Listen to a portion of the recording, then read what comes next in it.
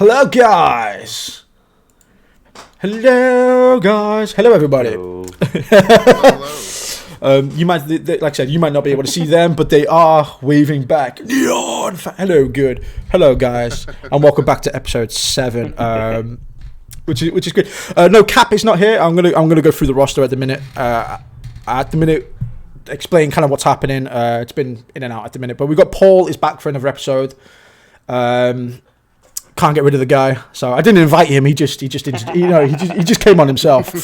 back again for more.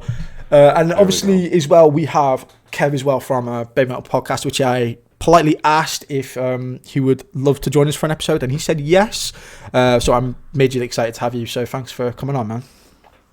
Yeah, thanks for having me. Glad to be here. We do have another guest who is Kap, who is recommended to me, who is the guy behind the scenes who gives me all my links, apparently, to everything Babymetal related that we do on YouTube, Twitch, and Twitter and stuff like that. So he will be joining us at some point, he says, but he is at work, which I didn't know until this morning. So he left it very, very last minute. But he did say that he's going to pop in, hopefully for an hour or something like that, or for however long he does, if he does. And hopefully we'll go from there. So yeah. So like I said, I'm going to talk to Kev first, because I know Paul is sitting there in anticipation, because we know he wants to flex, because I've seen what he's got. No, I don't. Off camera. So I know what's coming. But yeah, like I said, dude, thank you so much, man, for accepting to come on. Obviously, when I first started this podcast, I didn't know, many months ago, I think it's almost a year now, episode 1 was out, I didn't know there was a fan Babymetal podcast, and it was actually my community that enlightened me and said, dude, did you know there was another Babymetal podcast? And I was like, what? There is? And then that was it. Then I came and checked you guys out, and that's it. I've been hooked. So many times I've been there listening to you guys just go on and stuff like that, and it's amazing. So it was to ask you guys. I got dead nervous actually asking you. I think it's the first guest. I've genuinely felt nervous asking, because I was like, oh my god. Well, I'm honored. I was like, oh. So Sounds yes, like we need to work on our marketing maybe a little bit, though. No, maybe. Although I'm supposed if you ask the guys from your end as well, they'd be like, Neon, who the fuck's this guy? So it probably works both ways. But no, I've been a fan now for a couple of months, jumping into your podcast and stuff like that. So anybody in the chat who don't know who Babymetal podcast is, please go and check them out. I will leave a link in the description down below as well, so you can go and follow them on their YouTube channel and Discord. But yeah, how did that start? How long have you been involved in that, Kev? So how it started is actually a pretty interesting story. We started in 2018, kind of on a whim. We were in the main Babymetal subreddit Discord server, waiting for the Kansas City show to start. You know, the first show coming back from Legend S and the events that happened there. And we started getting show reports and things like that, and we didn't know what was going on, and the community was freaking out. And somebody who's no longer on the team actually had the idea to call Amuse USA and figure out what was going on. So we all got in a voice call and made this phone call to Amuse USA, or no, I'm sorry, it was not Amuse, it was 5B, the promoter, to try and ask what the heck is going on. You know, we're missing who we thought was a member, and we had these 2 new people on stage, and everybody was confused. And we recorded that call. And then once we were done with that conversation, somebody had the idea, hey, we should just do a podcast. And we basically asked for volunteers. Hey, who knows how to do this? Who can record and knows how to edit and upload something? And I raised my hand. And here we are 2 years later, trying to make bi-weekly episodes, trying to keep the fans, informed and kind of do teaching things and kind of have a main topic where we can discuss, here's the history of Megitsune. Here's who wrote it. Here's what the lyrics mean, notable performances. We've had fun guests like a professional photographer who's, been in front of the barrier, who was, hired by the venue to cover them for publication and things like that. So it's been a really fun opportunity to engage with the community, engage with people, as close to the inner circle of the band as we can over these last 2 years.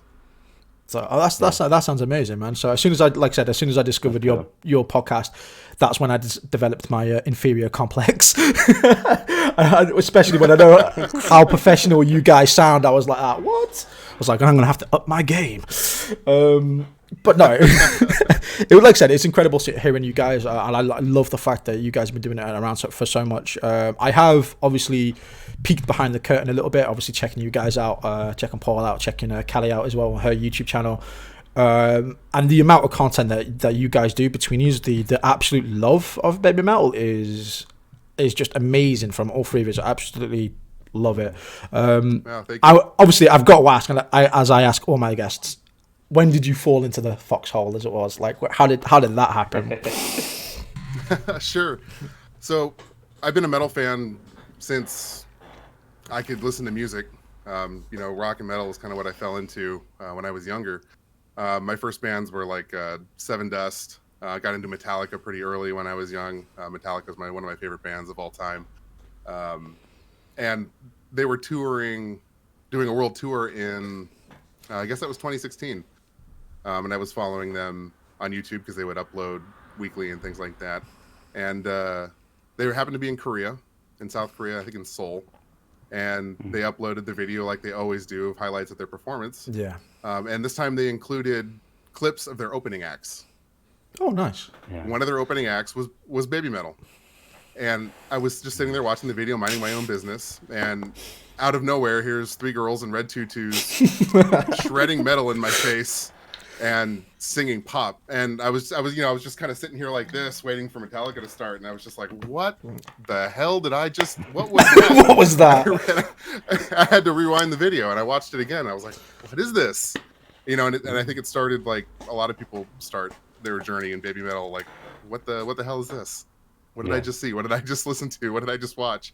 So I looked up who opened for them. I was like, what is this Babymetal band? Then I got on YouTube and I think I watched Road to Resistance was the first thing that came up, the music video from Yokohama. Nice. And after that I was like, okay, this is pretty cool. I don't know that I really dig the music, the girls singing. That's kind of weird to me, the pop part. Yeah. But holy crap, the band in the back, incredible, absolutely incredible, Insane. melting my face. All right, I got to click on something else. So I clicked on something else. I think I clicked on Megatsune, and I was like, okay, this is a little different, but it's still shredding. Yeah.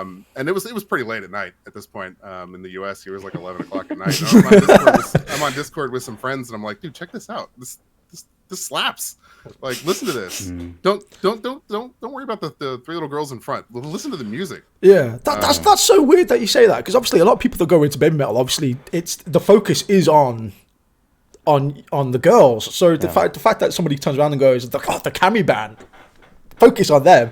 That's amazing to me, because obviously the more I fell into Babymetal, I originally did it as a reaction, obviously. But I love the fact that the Kami band gets more and more and more love from the community, because these guys technically are amazing. Sorry, continue. Yeah, unbelievable. No, they are. They're absolutely incredible musicians. I've been a musician most of my life. Not anything interesting to most of the people listening to this. Probably, I'm a brass and woodwind orchestral musician, or at least have been. Yeah. In the past, so that's something I listen to. I listen for. I like the technicality and I appreciate the challenge of music. So that's why I was like, holy crap, these guys are fucking shredding. I need more of this. And before I knew it, it was 3 o'clock in the morning. I'd watched everything on their YouTube content. I'd already found the subreddit.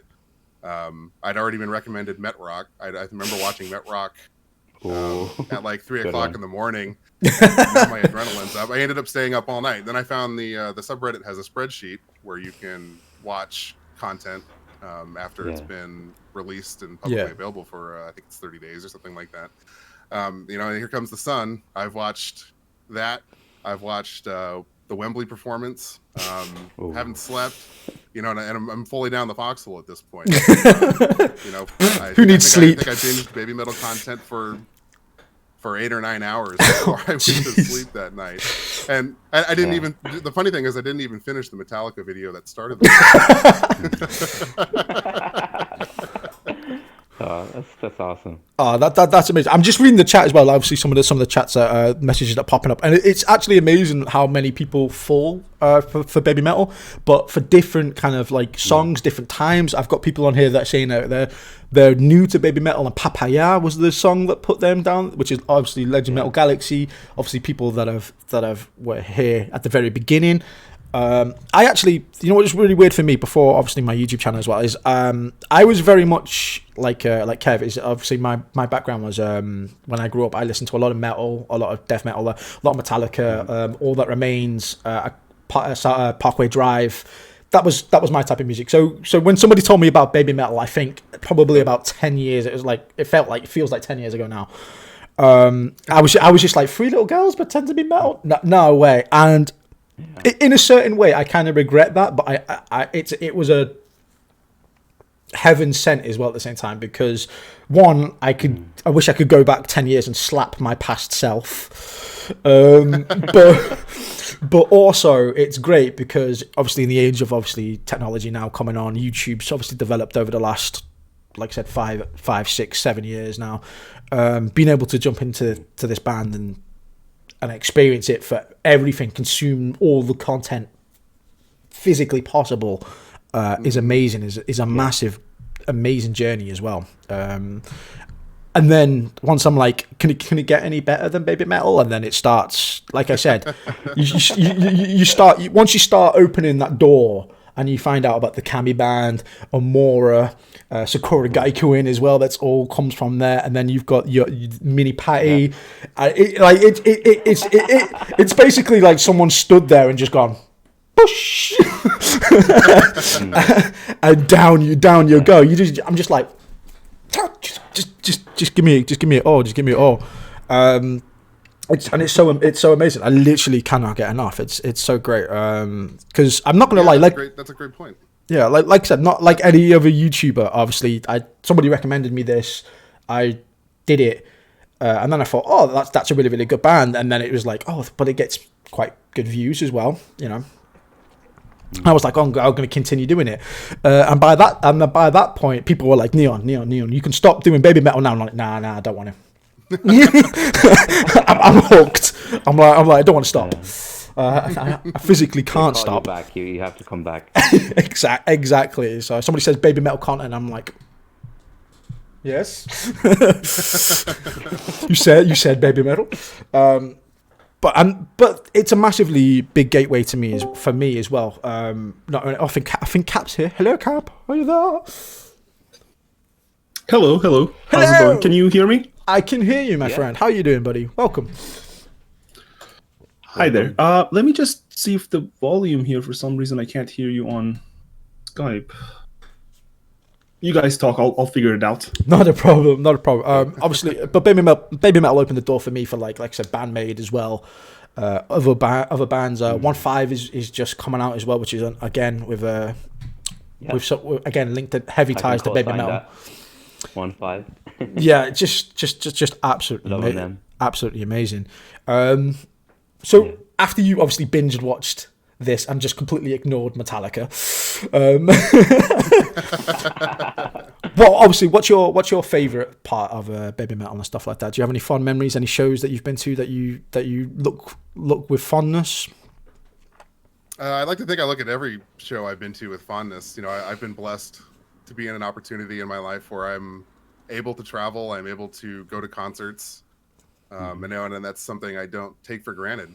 My first show was the Palladium in 2017 in Los Angeles. I am in California, so that's a pretty short trip for me. Because obviously the first thing I wanted to do after watching all of this stuff all night was I was thinking to myself, holy shit, this is incredible live. I must be in this crowd, you know? It's incredibly inspiring watching like the Road to Resistance video is a great example, or Met Rock, and the entire crowd, not just the first 2 rows, is participating, having fun. And something that's important for me coming from metal and rock and being a little older now, it's not violent. I don't look like I'm going to get crushed, or if I'm going to get moshed, I'm going to take an elbow to the head or something like that, you know, and that was important to me too. So the first thing I did was look and see, okay, when can I see these guys live? And because of when the video came out on YouTube, the Metallica video that kind of started my journey, I saw that they were playing Tokyo Dome, and I was like, well, there's no way I can do that. I can't fly to Japan. So I looked at the next one, and then they announced the Palladium down in LA. I was like, oh, well, shit, that's a 40-minute plane ride for me. That's $100 to fly down there. I'm going to do that. So I'll always remember that as, one of my all-time highlights, because, you always remember your first, right? Oh, yeah. Oh, yeah. And then in hindsight, of course, the Palladium was very special because, they played from dusk till dawn. There was a lot of Japanese fans that came down and played. True. It ended up being one of their last, or I think it was their last overseas performance that included Yui. I think that's correct. That was a headline. That was a headline performance. Bloody hell. Yeah, probably, yeah. Yeah, and, not a support tour act with Korn or Red Hot Chili Peppers or things like Yeah. that. So, I feel very blessed that I got to experience that. Cool. I did make it to Japan starting last year. I attended Yokohama, Legend M, as well as Legend Metal Galaxy in January 2020. Nice. Those will always be really special. I'm a Moa fan. I will always remember her performance of Shine and Headbanger at Legend M the first night. I think it's surreal. It's one of those things, going back to the theme of watching this on YouTube and thinking to yourself, I need to experience this. I was always thinking to myself, how the antithesis of this is being in that Japanese crowd, right? Yep. And I remember I had a seated ticket for the first night of Yokohama. I didn't win tickets, so I just kind of took what I could get from what was available. Yeah. I had a seated ticket, and I remember standing there waiting for the show to start, and the lights came down, and you start hearing narration and all the lore starting to happen, and I just had this overwhelming rush of emotions, thinking back that first night, like dreaming of this moment, and I just broke down in tears. Like, holy crap, I'm here. I'm thousands of miles away, standing in an arena, doing what I love. And That's insane. I feel so blessed that I was able to do that and experience that. So I think that's something that I will always remember. Oh wow! Yeah. I was. I knew. Actually, before we get on to me, Paul, what was your favorite? Is there anything that stands out for you, for performance wise, for gigs? I suppose I would say the first one was London, Kentish Town Forum in 2014. That was the first time seeing Babymetal, as you say, first time. Yeah. You never forget your first time, and that was an amazing experience. That's, I guess, what sparked the Japan trips, like Kev said. So, I guess Tokyo Dome was the first time in Japan. So both nights at Tokyo Dome, insane. I can completely feel what Kevin is saying there about being there for the first time and realizing, shit, I'm 10,000 miles away. What am I doing here? Like, I shouldn't be here. This is unbelievable. I'm in Japan. I'm watching Babymetal, and that was nuts. As a Sioux fan, Legend S stands out massively. It was just a privilege and great to be able to go to Hiroshima, to Sue's home city, and see her perform on her birthday performance. That was like unreal for me. So it's a blessing to be able to go to these shows. A lot of people who love Babymetal just as much as we do, can't do that, or for whatever reason. So not to be taken for granted. It's some great experiences me and Kev have had, and those are the standout ones, I guess. Yeah. So we're gonna get on to Kap now. Are you there, Kap? Hey, I'm here. I'm actually at work right now. I just set up a microphone and headphones. The timing kind of during the day here is kind of stuck at work right now. But I'll be here for about an hour or so, so I can entertain and be entertained by you guys talking so much wonderful things about Babymetal. Yeah. So you were recommended to me from a certain Mr. Loon, who we all know at this point. He's very famous around these parts. But yeah, you are the man, the myth, the legend, which helps me do what I do. Apparently, you're the man to go to for Babymetal content. So is that just something that right? I'm kind of the dealer for media content for people that before they decide to buy for themselves, I provide, and then they like it enough and they go and buy it. So I try to keep a very up-to-date database of content going back as far as I can manage, and provide whenever people are coming into the fandom, especially when Loon was coming in. And Loon was not the biggest SG fan back in the day, and I provided him with a database of everything SG for the past 9-10 years, and he kind of just went through the whole thing. And especially the pandemic helped with the free time that he had, and he became a fan, and he started to convert everyone else. And same with Babymetal. I tried to provide as much content as possible in that aspect. I know that some people may consider that, piracy, but we do have that spreadsheet that on Reddit where everyone can access. So that's already crossing the line. I just when people want a slightly higher quality content, I provide it, and more often than not, 1 out of 3 people that I've provided that eventually have gone and bought, plenty of official merchandise, including Blu-rays and newer albums. So that's good to see. Since Babymetal doesn't do a great job of public relations and marketing themselves, the fans kind of have to take up that mantle. And in the same way Kevin has done that with the podcast, that's PR on a level that Babymetal has never done. And lesser and lesser as time goes on. So the fans provide that content, the fans provide that material, and they get to learn. And that's the only way. Otherwise, if you're limiting yourself to just the YouTube channel, you're going to be exposed to maybe 10 songs and not the best of their performances, with a few exceptions, of course. So it's better to consume as much of the existing content, because there is a lot of content. I was just doing a count for someone, and there's 33 Blu-ray discs that have been released in the last 8 years alone. That is insane for any band. Rammstein has had 8 Blu-rays across their entire history, right? So Babymetal's at 33 now, and 30 of them are pro shots of actual shows, which most of them are in Japan, with some exceptions. So that's good. It's a band where you have to experience it as a spectacle. You cannot just listen to the Spotify playlist and say, I know everything about Babymetal. I understand it. You have to see it.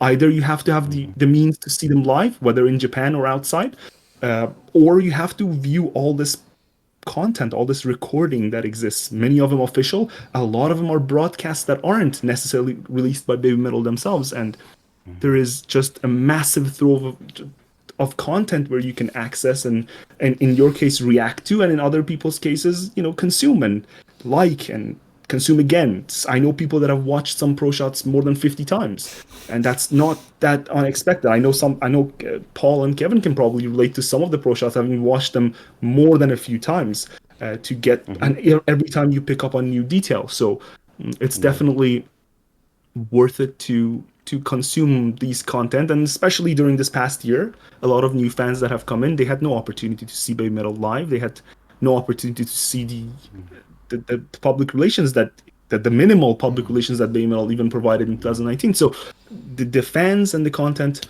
were all there was for them to enjoy and still remain fans or become new fans. And it's nice to see new people entering the community. So so I blame you just as much as Cobra then for the big hole in my wallet. That's all of a sudden developed in the past year. Right. But how did that come around then? You obviously doing this and picking up that mantle of providing these links and bringing the fandom together. I've generally always done that. Like even back in elementary and middle school, I was one of the first people to have a CD writer and a DVD writer, and I used to, download content from the internet and provide that for school, because back then sharing on the internet wasn't as prominent. The speeds weren't that good, and people weren't as proficient in that. So I've always done that. But with respect to Babymetal, I saw that there was a gap in content retention. Babymetal and Amuse have a tendency to get rid of content over time. So, you view their website's gone. The old websites, just 8 years of content just disappeared in 2018. Their YouTube channel has lost around 40 videos over the last 2 years. Yeah. So they tend to remove content, and I'm the kind of person who used to believe that once stuff goes on the internet, it's permanent, but it's not. Unless someone actually backs it up and retains it, it is not permanent. Look at Twitch. Hundreds of thousands of videos were just deleted because of the recent new policies with respect to copyright. So things disappear, and I had the means in terms of storage capacity to be able to retain all this content and ask others who have retained parts of it to provide it for me. And I'm kind of like, but maybe I'm not the only one, obviously. There are others in the community who do this. But I consider myself one of the backups for the community, right? Just in case things go nuclear and they lose all that, I provide that backup. I throughout the last tour in 2019 and 2020, I messaged a lot of fans as well as a lot of photographers, and I was like, is there any content you're willing to provide to me, and I'm not going to share these around, that you want me to hold on to? And out of maybe 250 photographers I messaged, around 10-12 of them did get back to me and provide me with some good quality material for me to keep safe for them and not share. And not every photographer obviously do that. Kevin has experience with that, generally with NDAs and such, but some people tend to get around those contracts.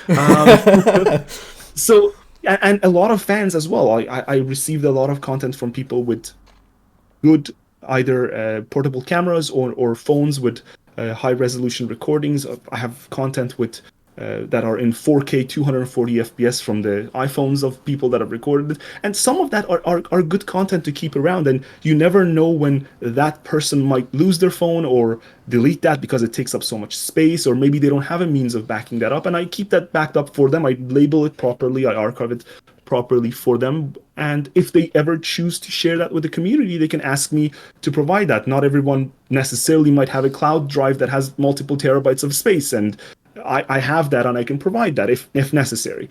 So that's just my role, I would say, in the community. I'm not particularly public about it. I'm just within the Discord community, sometimes the Reddit community, and that's about it in terms of what I provide. Some people tend to value my opinions. Not everyone does, but I tend to be a little more negative, perhaps, than most people are. I think it's important to be able to criticize a band that you are a fan of. I don't think you should idolize them and worship them in 100%. Everything they do is positive. I definitely like the band. I've spent a lot of money on them, both seeing them live as well as buying their content, as well as keeping their content. I'm certainly a fan. I just don't necessarily believe that everything they do is correct, and sometimes people get mad at that, and you should be positive, and especially during this past year, which was particularly negative. Not necessarily just for the band, but the whole world as a whole, and I understand that. We don't need more negativity, but that's also my role, being the negative person in every discussion. So I hope I can provide that contrast here as well. So no, but I totally agree. I totally agree with that as well. I do think, as much as I love Babymetal, and I hold them on such a high pedestal, there are sometimes some things I can look away from it and think I wish we'd see more of the girls in a right, maybe in an everyday capacity. I've heard some. Obviously, I was quite late to Babymetal. I heard the days, obviously, when they used to market when the first albums came out, the self-titled album. I used to see the videos of them talking over their Meg the Sun and karate videos, and how much they interacted with the community. And I think as time's gone on, I've seen less and less and less and less of that as I'm trying to pick out content to use. So that's probably my biggest negative. I think are thinking of Babymetal is I just wish it'd be a little bit more hands-on, shall we say. And I don't know how much of that is the girls or how much of that is obviously Amuse pulling the strings behind the scenes as it was. But obviously I know that obviously Japanese music in general is a lot different culture for them than obviously under the guise of a Western label, for instance, where it's just like constantly in your face advertising, because that's the way we do things over here. So it is quite different in that sense. Is that something maybe you've picked on, Kev? I know obviously. I mean, it'd be interesting to see. Go ahead. Yeah, it'd be interesting to see what you think about that. Yeah. First of all, welcome, Cap. Good to talk to you again. Thank you. Yeah, it is an interesting culture shift coming from a Western music perspective, and looking at kind of the idol scene. One of the things I think that makes Amuse unique and one of the more desirable agencies to work for and be an artist for is that should you want that privacy and kind of live the Hannah Montana lifestyle, they support that. We see that with a number of their groups. And I think one of the reasons, Baby Metal stuck with that is, one, they value being able to go out and eat without having to have a security detail in Japan. Not that they would, but they're incredibly hard to recognize outside of costume. And I think it's also a holdover from Sakura Gakuen. That's a very tightly controlled environment. Again, we got to remember that's kind of where this all came from. For better or for worse, yes, of course, I would love to hear more from them, see more from them, and things like that. But if I put myself in their shoes, I think to myself, it would be kind of nice to just kind of be take yourself, the uniform off and slip back into my normal life without having to have all of those obligations. So I see both sides of it. Like I said, of course, I'd love to hear more from them, see more from them, and things like that. But I try and understand where they're coming from with that. And if you look at other, I mentioned Amuse being desirable to be an artist for. If you look at other groups that are not Amuse, or even some other Amuse groups, their commitments outside of their performances are insane. They have no private lives. Some of the other idol groups I follow, they're constantly doing photo shoots, or doing checky signings, little disposable cameras where you take pictures, they sign them and give them to you. Their whole life is consumed and available to the public online. So I can definitely see where not having those commitments could be desirable for them. Yeah, I think the members of Babymetal, I think they like that. I mean, I think a lot of people think that like Sue and Mo would love to be on social media, and it's just big bad Amuse or big bad Cobra telling them they can't. But I generally think what Kevin is saying is right there. It's good to be able to just kind of step away from the limelight and just not be Sue Metal and Mo Metal, but just be Suzuka and Moa, and chill when the camera's not on. So I think that could definitely be an element of the their lack of use of social media. They want to have a private life outside of work. That makes sense. It does make sense. It's something I probably would personally like as well if I was in that position. Sorry, Cap. 1 second, mate. My chat's going mental at me because they're all asking me, how did Cap find Babymetal? Like they're all like, ask him, ask Cap, ask Cap. Sorry, man. So how did that come about? I was listening to metal and rock as early as 9-10 years old, and that was a big, maybe 70% of my music consumption. I also used to be part of a jazz band in middle school and high school. I used to play saxophone and keyboard, and so I don't play that as much anymore. But back in school, I used to be good at it. I used to be part of that.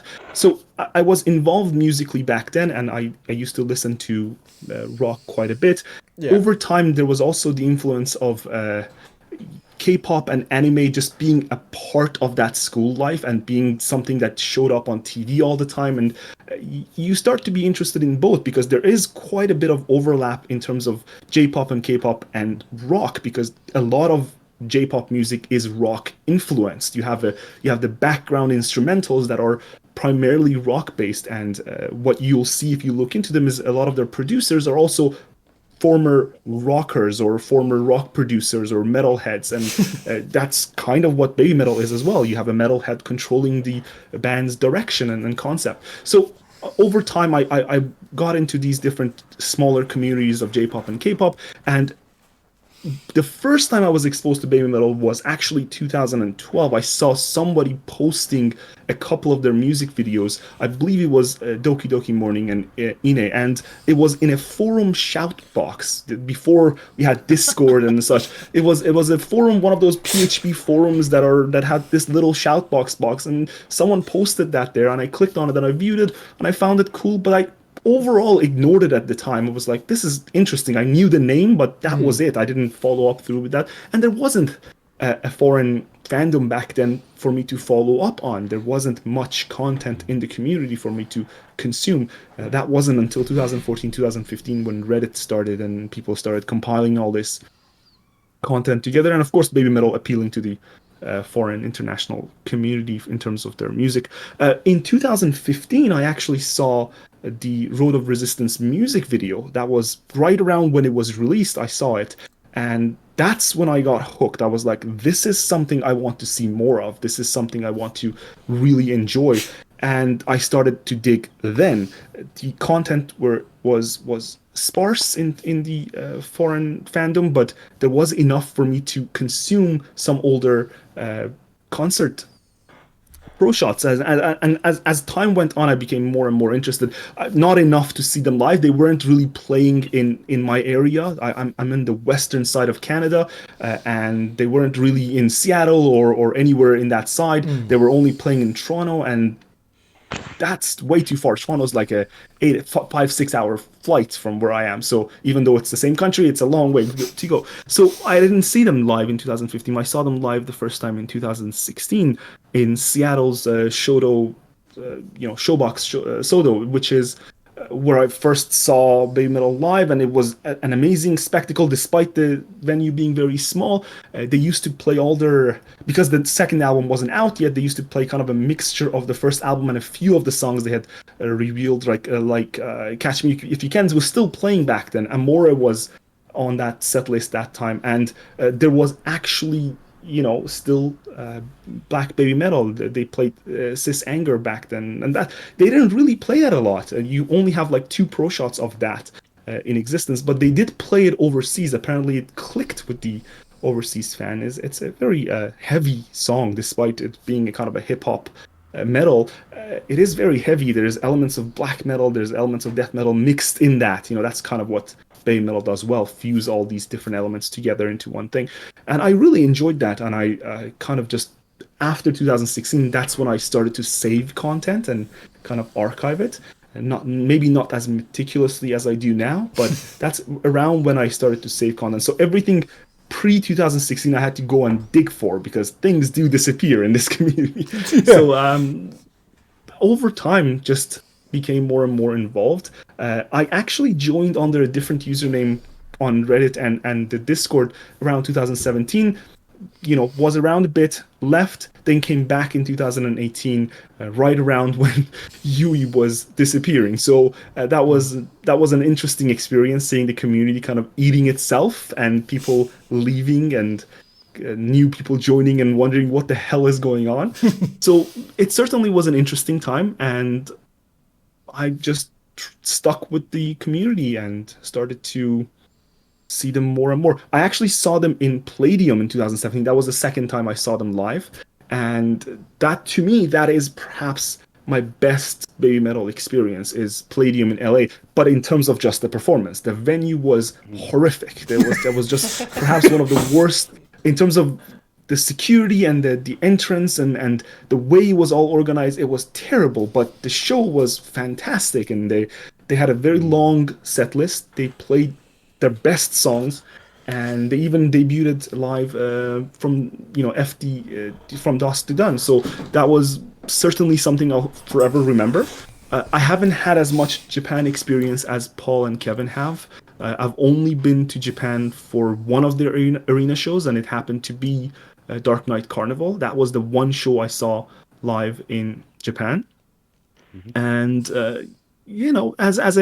as my only arena show, that's perhaps not the best experience, but no. While being present there, I certainly loved it. The atmosphere was certainly electric as any other I've seen in pro shots. I'm still jealous. It certainly was an interesting experience. Though, to be fair, I did notice quite a bit of maybe disappointment after the show was done, but while the show was happening, everyone was 200% hyped, and it was fantastic. And it certainly looked different than what you see in the pro shots, because the screen that they had, it was a very large screen, and they focused primarily on Sue and Mo in the screen, while when you view the recording of it, it's primarily focusing on the choreography and spanning shots. So you certainly get a different experience live than you do from the pro shots, right? If you're more interested in seeing the girls up close, sure, watch the recordings. But if you want that atmosphere of the Babymetal arena shows, I don't think it can be replicated with any recording. And certainly Baby Metal likes to set their speakers very, very loud. I remember when Starlight played in Dark Knight Carnival, it scared the bejesus out of me. Like, the break just felt like a wave hitting me, and my entire body just started shaking. That's how loud it was. It was loud, and it was sudden from a silence.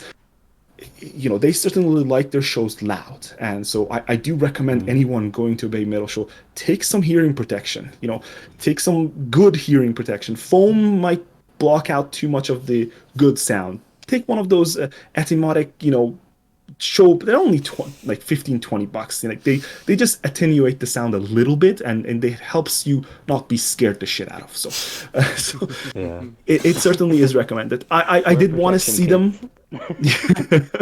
I did want to see them live in 2019 and 2020. I did have tickets to Legend Metal Galaxy. I did have tickets to the Forum. There was unfortunate occurrences that prevented me from doing that. So I'll hopefully see them again live when they do make a comeback, and should be soon enough. Yeah, that's generally my experience with Baby Metal. Yeah, that's a bit. DNC. Oh, sorry, go ahead. Sorry, Paul. Can you just leave and come back, man? It's just your camera's gone on my end. If chat's just having a joke. Chat's saying that you've been swatted, so just making sure you're still alive, man. I'll refresh. But yeah, no, I think I probably caused, like, you know, the whole world to go to hell, because I managed to catch Baby Metal on one of the very, very last shows. Obviously I did my reactions from my YouTube channel. That's how it all started. Got into them, and I actually went to go and see them in Manchester. I was going to say, you're saying that LA was bad, then you come to UK and come and watch them in Manchester. And believe me, the LA show doesn't look too bad there. Right. But yeah, I seen them in this tiny ass little venue in Manchester, which was absolutely amazing, by the way. I absolutely loved it. Was amazing, and I managed to just get there, and then literally like 30 days later, the whole world had gone to shit after that. Right. They certainly cut it close with that tour, that's for sure. They did. And I was just like, yes, I've seen Baby Metal, Manchester. And then literally 10 days later, like, their tour had finished, and the world had gone to absolute mayhem. Right. After that. So I was very, very, very, very fortunate, because I was sweating for the longest time, thinking, am I going to be able to get to see these? But I thankfully did. Although everybody's telling me that they've been to Japan, which obviously I haven't had the chance to be able to do yet, or even plan for, just because, you know, like I said, the world as it is at the minute is is not great. So I can't wait until there's like sort of the world sort of goes back to like normal, or there's like a tiny ass little bit of normality. Just so I can turn around and go, right, Japan date, there it is. Let's save up, try and do this, and I really want to do it. That's my main objective. Hopefully, relatively soon, or whenever. Am I back, Neon? Can you see? You are back, man. The camera's still not on, but don't worry about it, man. Don't worry about it. I see Paul just fine on my end. Yeah, I see Paul as well here. I can hear him. Let me disconnect that 1 second. There we go. I can see him again. I don't know why it does that. Excellent. For me. I don't want to deprive you of my beautiful face. You're stunning good looks. But yeah, coming into this year has been an absolutely sort of amazing year for Baby Metal. Obviously, we've got a lot of content, obviously, to kind of talk to. I mean, I know Kev's probably been through most of this. In fact, I know Kev's been through most of this already, because I was there listening. But obviously, we've got the new albums and stuff like that. I'm gonna, obviously, there's a reason why I wanted Paul on camera now, because I know he's been waiting in anticipation. He's like this. Yes. He's like, come on. I'm chill, man. I'm okay. He's okay. Go on. You still want to? Go on. Get it out. Go on. No, I'm gonna behave on this podcast. What? No, I want to see it. But yeah, we've had obviously we had the new albums. Paul's getting all nervous now. He's like, no, I don't want to. Red face. The red face. He's gone nervous. He's like, yeah, look at this, Leon. Off street, like when we started, and then as soon as we're here, he's like, no, I don't want to. He's got. We finally shamed him into modesty. I know. So yeah, Paul does not want to flex right here on the Neon Reaper podcast. There is a first for everything, ladies and gentlemen. So 2021 is started off brilliantly. So the one time I want him to do it as well for the podcast, he's like, nah. But like I said, obviously the I'll answer a question if you have a question. Oh, I'm sure we'll get there. Hopefully somebody from my chat won't let me down now and go, can the question be, can Paul show his stuff off?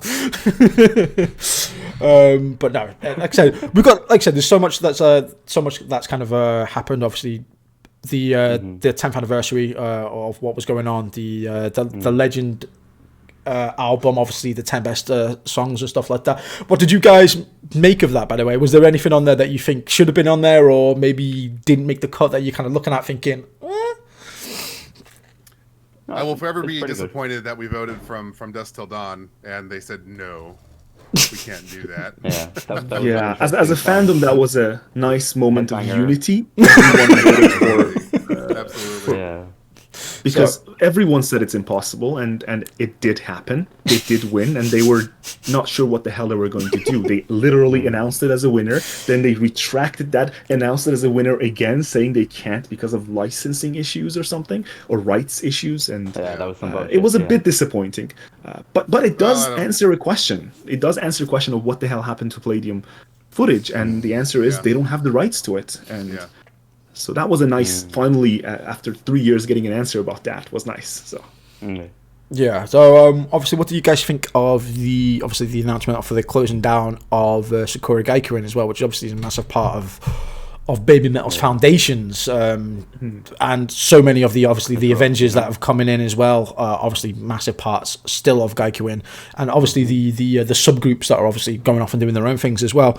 How do you guys feel about that? Is that something that took you maybe as a little bit of a surprise? If you guys obviously are interested in that?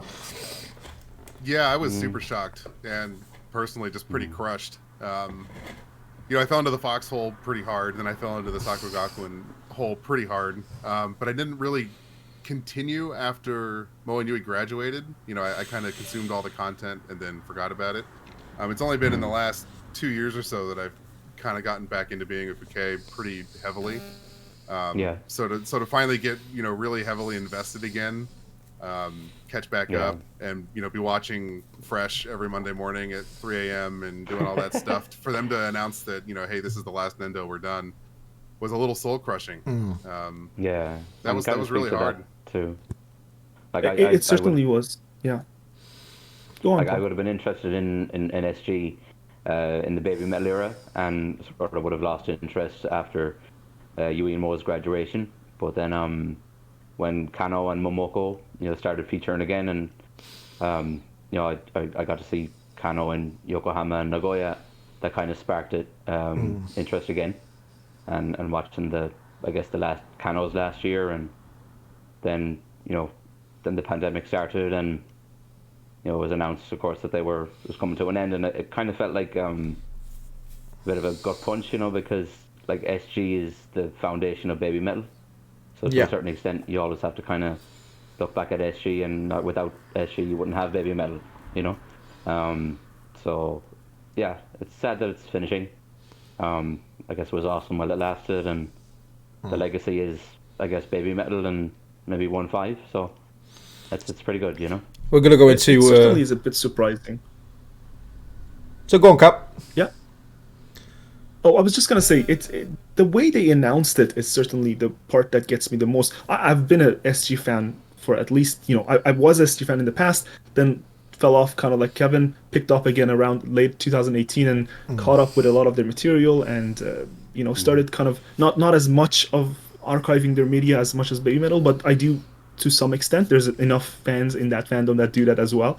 And it was just the way they announced that we had, after multiple cancellations, we finally had the Road to Graduation final happen. It was a paid live stream, and it was right at the end of August, and right on the midnight after that show was done, they announced that this is the final year of Sakura Gakuin and we're gonna end it soon. And to me, that feels a bit intentional. Like they had people's attention. They knew that the new session is starting, the new Nendos is starting, and I feel like that was a bit intentional. They could have, just like any other group, they could have announced that it's ending now, and no one could have said anything, right? But to delay it a year, not only does it feel like maybe they weren't maybe there was a lot of conflict regarding how they're going to go about canceling it, and it does feel a bit last minute kind of sort of decision, because it did seem to catch a lot of the girls off guard, and certainly it feels more like a corporate decision in the face of the pandemic, right? They're like, we have all these girls scattered across Japan. We have to keep getting them into Tokyo. There's a risk factor involved potentially with that. Of course, we'll never know the real reasons, but if I was the one managing that group, that's what my thoughts would be. You have small, middle school aged girls coming into Tokyo every week to try and get something done.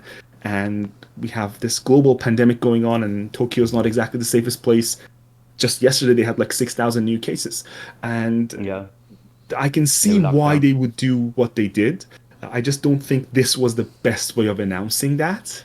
So it was, but at the same time, gotta get it done at some point. I think that's probably a good way to announce it. Exactly.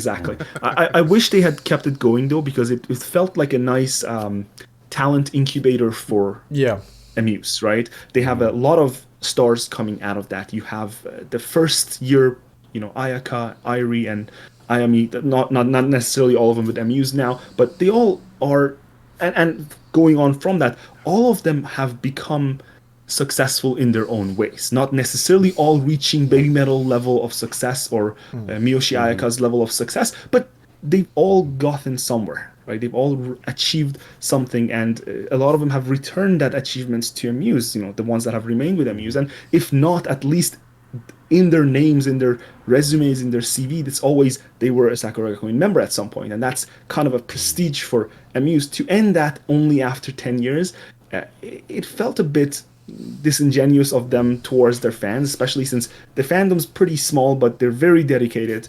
Babymetal fandom has maybe 1 or 2 translators, while the foreign Sakura Gakuin fandom has like 10 translators, and they're very fast, they're very good. They all try to be involved, and certainly it's a bit disappointing. I'm sure they could have handled it maybe better, but they have promised that the members that are currently in the group will have more to do. So, and there has been signs of that so far. Some of them are getting extracurricular activities. The younger members are being put in a sort of online vlog format. And you're seeing more and more of what Amuse seems to be trying to do. They're finally discovering the internet and discovering that you can do business on the internet. It's not all about live shows. So shush, don't tell Koba that. In fact, they actually except Koba for now. But in fact, Amuse just established in December their own live stream platform called LiveShip. That's where the Rockmaken stream was on, and as a lot of other Amuse artists are also streaming on there. That's Amuse's own platform, and it's significantly higher quality in terms of the content they provide. In terms of just pure bitrate, it's 2-3 times as much as YouTube and other platforms. So they certainly are trying. I'm just not sure whether it's going to keep going if the pandemic subsides, right? And whether they're just going to revert back to their old system, or whether they're going to embrace this new digital aspect of their distribution. So hopefully there is more live stream shows for SG as it keeps going. Hopefully afterwards the girls that are currently in the group have content they can work on. Hopefully Amuse provides for them. And I'm sure at some point in the future, Amuse will try and establish a group in a similar fashion, because Sakura Gakuin was actually their second attempt at this. They had an older attempt in the mid 2000s, and then there was Karen's Girls and such. So there is always this younger department to Amuse that will always try to do something. Whether there will be another organized format like Sakura Gakuin, I don't know, but there will always be content from them and from people that were perhaps meant to be in SG. So there's that. So yeah, I think Kat pretty much covered everything there. So yeah, he's vying for my job here. Probably going on to like a little bit more like wishful thinking territory now. Obviously, the way that they announced it did seem very, very underwhelming. So I'm hopefully speculation here that they end it on a very, very good high. I would love to think that they would bring back girls like Ayami, hopefully Sue and Moa as well, for something maybe for like they've got to end it in style. I feel like. I don't want to take too much attention off the girls that are there now, but I feel like with it being obviously ending this year and being probably the last show at some point at the end of this year, I feel like they have to. I feel like that's just a move. They probably have to. It would be nice if nothing else. Exactly, it would be nice just to see everybody come together. Obviously, there may be some exceptions when it comes to the likes of Yui, or even if they don't bring back everybody and they just bring back the former class presidents of every year or something like that. Yeah. Just to come in and do that. So it's nice. It's only a couple of girls instead of like the other 100. Which would be nice. But I definitely feel like something needs to be done there. If that was a bit of a would be cool. I mean, you had Ayami, Suzuka, Moa, Kano, I guess the main leaders of their class, the presidents.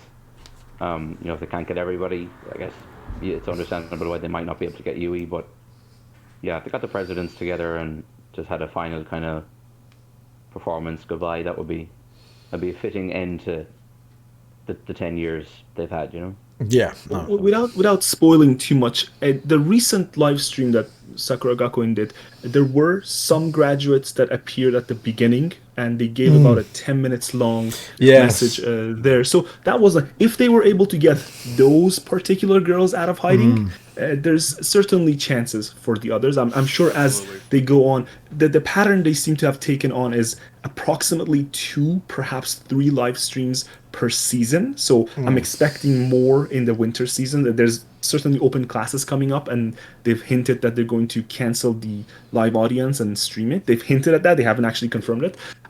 So I can see that they're trying. It's all been around about the legacy. You can see it in their content that they're releasing. They're kind of going through all the music videos, for example, by doing a compilation of all the music videos, and they're also sometimes trying to hint at past events. Their new songs, Thank You, is all about thanking the fans for the legacy that they've followed through the last 10 years. So I feel like that certainly is in the books. Whether they can pull off what Paul suggests with all of them, or what Neon suggests with all of the past graduates being present, I'm not sure. I'm not sure if every single one of them left in a amicable way out of Amuse. So, but enough of them should be present. Ayami or Yui, we don't know what the backstage Yui, drama is see, like. the thing is with Sue, Moa, and Yui, at least they're still under Amuse, so there's potential for that. With Ayami, I'm not sure whether they'll be able to get her back. So that seems to be a bit of a... amicably, if you read into the Japanese speculations, there certainly isn't the best relationship happening there. But Sue and Moa, I don't know. Maybe depends on Koba. We'll see. Yeah, everything depends on Koba. I think some of them might get together and demand kind of Ayami be included. People who are in a position of influence, maybe like Sue and Moa. Yeah, perhaps. If they first have to convince someone to include themselves. I think that's very Japanese of them to do that. I definitely think for the likes of perspective to Japanese problems. So. I definitely think for the likes of Ayami, possibly Yui as well. It's like what Cap said. I think first and foremost, you need to make sure they want to come back. Ayami being the person that she is, and how much love that she has for the likes of Sue and Moa, and obviously the girls that are there now, I could totally see her maybe putting any begrudging Amused stuff maybe to one side for one appearance for the end of end of this. I could see that happening. For Yui, on the other hand, I honest to God, I don't hold any hope for seeing Yui at all in that graduation, or any even mentioned appearance or anything. Balloon, man, you get in trouble. I will. I'll get told off after this. It's like he'll be like, "What are you saying that about Yui for?" But I think we've seen enough evidence now that like just no, absolutely no word, no news, no nothing. I mean, I think we say this every single time around the podcast now, but yeah. I keep hoping that we hear something, but I don't think we'll ever will. It's been like 3 full years since her last appearance. Like, yeah. So to be fair, that's fairly common within J-pop idols to Really? disappear for 3-4 years at a time, especially when they leave a group, especially if it's out of the blue, like suddenly leave a group. It does tend to happen that they disappear for 3-4 years. In case of Riho, who Paul is a big fan of, she literally disappeared for 3 years. So there was no word from her other than 1 leaked or 2 leaked Instagram videos from a dance studio in New York. So people knew nothing about her, and she was still under contract with the company that she was at the time, Upfront. So it's not uncommon, especially at the age that Yui is at right now. It's not uncommon to disappear for a period of time. Whether she'll return or not, I don't know. Whether she'll return under Amuse, I don't know. But it's not that uncommon to kind of drop off the face of the earth for this long and then suddenly come back out of the blue. It does happen. So I won't necessarily hold hope for it, but I'm certainly skeptical of people saying there is no chance that she'll ever come back, right? So I would say there is a chance. There's a good chance that at some point she'll resurface in somewhere in entertainment. She didn't seem the type of person who would leave entertainment behind permanently. Seemed to be kind of her thing. You know, she wanted to be in entertainment. People that go and become idols, they're not forced necessarily, at least in the SG case, to become idols. They want to be. So we'll see. I think there is potential that she'll return this coming year, or maybe not, maybe later. But the SG ending does give me hope that at least we'll see a message from her, the same way we saw a message from 3 other girls in the last live stream. So, yeah, for sure. Instead of looking backwards now, I want to try and look forwards a little bit. Let me just give me 2 seconds, guys. Yeah. Everybody's complaining that they couldn't see Paul's lovely face. Everybody in my chat's just like, Paul's too good looking for his camera. It keeps going off, and my chat's like, put Paul back on. My internet connection is not the best. To be honest, I don't think it's you. I think it's my end. This one, but yeah. So we've had enough looking backwards. I want to look forwards. Obviously, we've got a few shows that obviously announced for Babymetal for 2021. It's still up in the air whether or not these things are actually going to happen. But what are you? Obviously, it's been a while since since Kev's had a word in. So what are you kind of? Where's your focus on for 2021 at the minute for Babymetal? Well, like, if you could put all your cards in a basket of maybe what could happen or potentials, or because obviously with this pandemic we still don't know. Where do you see like 2021 panning out for them? Yeah, I think my focus is on the fall, the second half right now, kind of after summer, after the Olympics. I think it was really ambitious of them to announce not only 10 shows, but to start here in 14 days. You know, if you're unaware, Japan, the Kansai region, Tokyo and surrounding prefectures just entered a state of emergency, encouraging people to stay home and not spread the virus. They're kind of in the middle of their 3rd wave of coronavirus, and it's not too great. Not looking good anywhere. So not only going into this were they looking at half capacity, 5,000 or fewer guests for these shows, the government is also still considering saying no, period, to concerts or putting further restrictions on them. So, you know, it's going to be interesting in the next 10 days. From where I sit, being a foreigner, well, I can't travel to Japan. It's still, you can't get a visa. They're not letting anybody in. They were targeting April originally. I haven't seen if that's going to change, given this most recent wave. So that's why my focus is kind of on the second half of the year. There's just too much uncertainty for this first Yeah. few months, I think, to really, for me to make a plan. Of course, I hope Yeah. things happen and people stay safe. I'm going to be watching for news and see what's going on here in 10 days, just like everybody else. So there is still a little bit of that excitement and anticipation that I'm looking forward to. But I want to see what they do with the dates they haven't announced yet. Yeah. Hopefully that's stuff that people can travel to if they're fortunate enough to be able to do that. We'll see if they keep the plan. I think that's also going to be interesting. Budokan is an Olympic venue, so if the Olympics move again or get canceled, we'll see if that changes their plans. I think there's a lot of question marks going into 2021. Of course, I want to see normalcy. I'd love to see the world shift back and we kill this damn pandemic. People start getting vaccinated.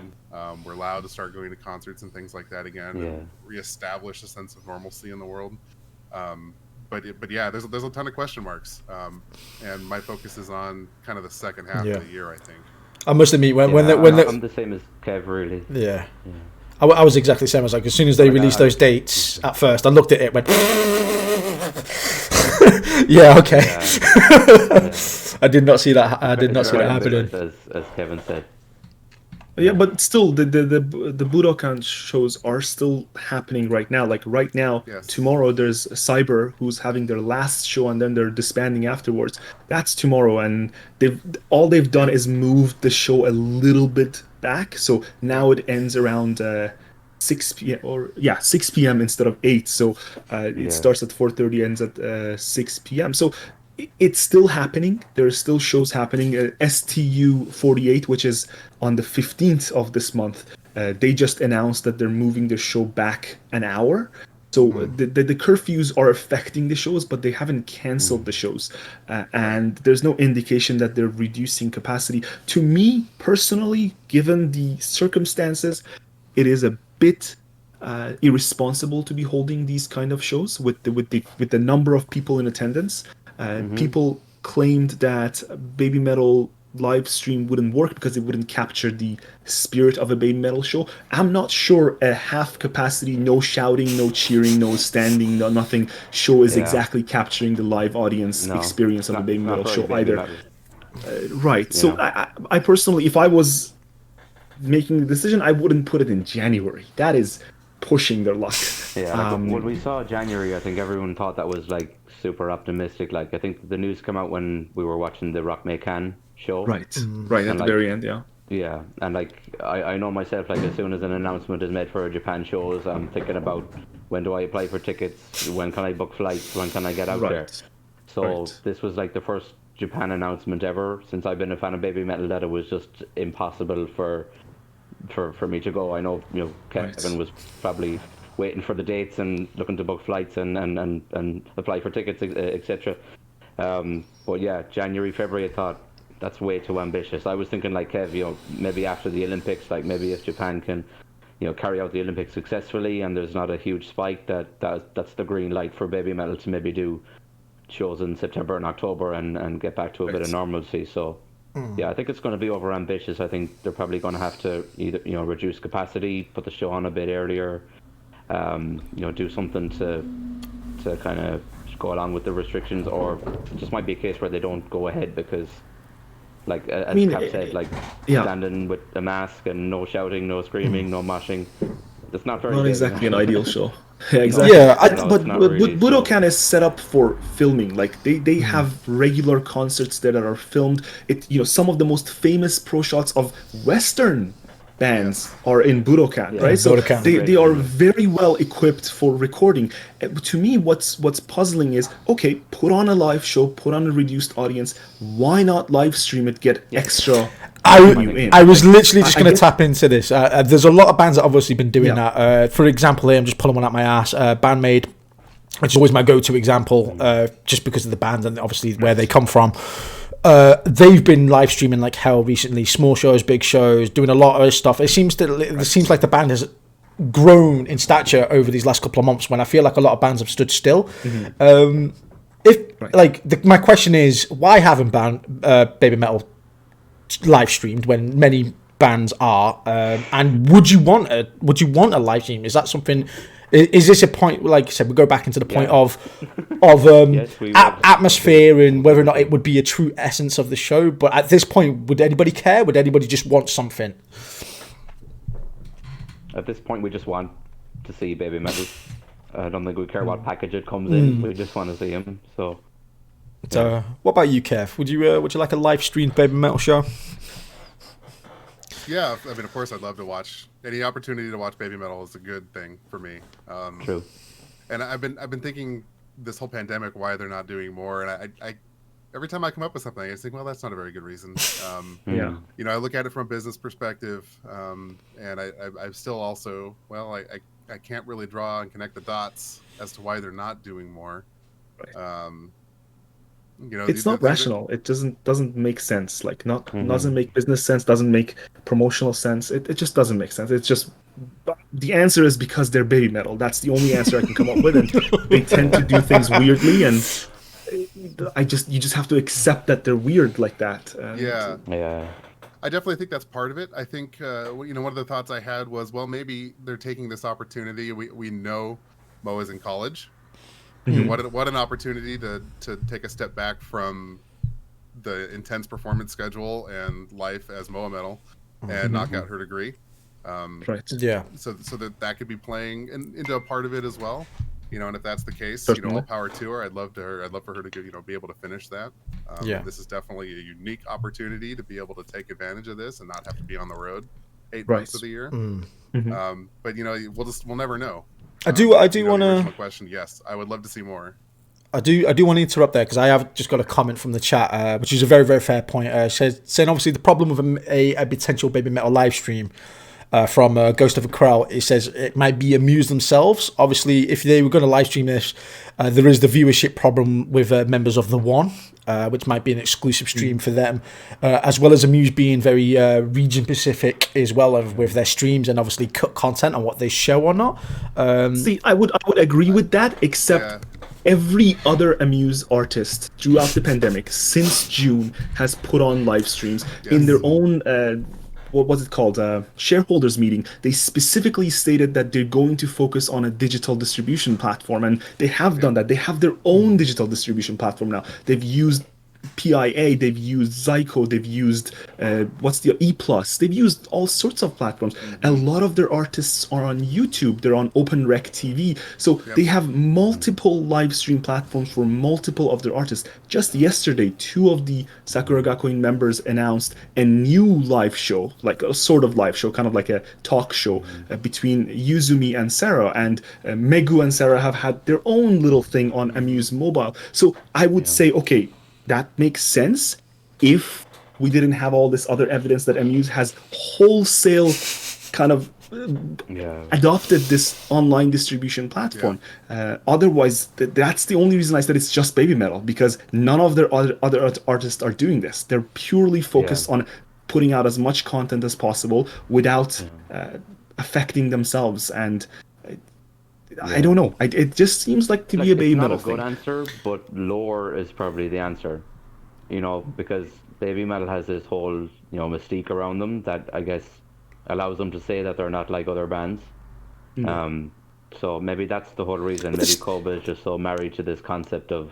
But they still need to make money he can't though. break away to a different world. Yeah. Well, I in guess. terms are of making making money. money, they make a lot of money. Like Yes, they have. They made a lot of money off me in the last 12 months, I can guarantee. just before the pandemic, they've released 6 Blu-ray the one packages that are priced $220 plus. You know, they're $220 plus dollars each, plus all the other editions of the same thing. So they've certainly made a lot of money throughout the pandemic. Maybe not as much as if they've done their live shows and festivals, because festivals pay a lot, but they certainly did make a lot of money. Now he gets it out. Now he gets it out. So they've certainly made a lot of money. And if you look at, like, I'm sure Neon's familiar with platforms. Yeah. I'm sure Neon's familiar with platforms that show, you know, how much super chat you might receive. Oh, you know. yeah. So if you look at their Legend S stream, which was only 1 hour and 50 minutes, they made $12,000 Canadian. So they certainly made, and even just the first Da Da Da announcement video, they made $2,500 off of that. So they certainly are not hurting for money, and they came into this pandemic on a strong position from their large tours that happened beforehand. So they're in a financially, I'm sure they're in a financially strong position. But why they don't embrace these things is, I would say Paul's answer makes the most sense. This is a mindset that they've adopted, whether it's Koba, whether it's lore, whether it's whatever other management, and they're sticking with that, and they're sticking with that in a, I personally think, in a destructive way to their brand over time. They've slowly perhaps lost some of the audience and fan appeal that they would have otherwise gained if they had embraced a more traditional marketing and public relations approach. But it's so far, it hasn't hurt them in a way that would say, okay, we have to reverse course. 2018 perhaps hurt them a bit, and they reversed course.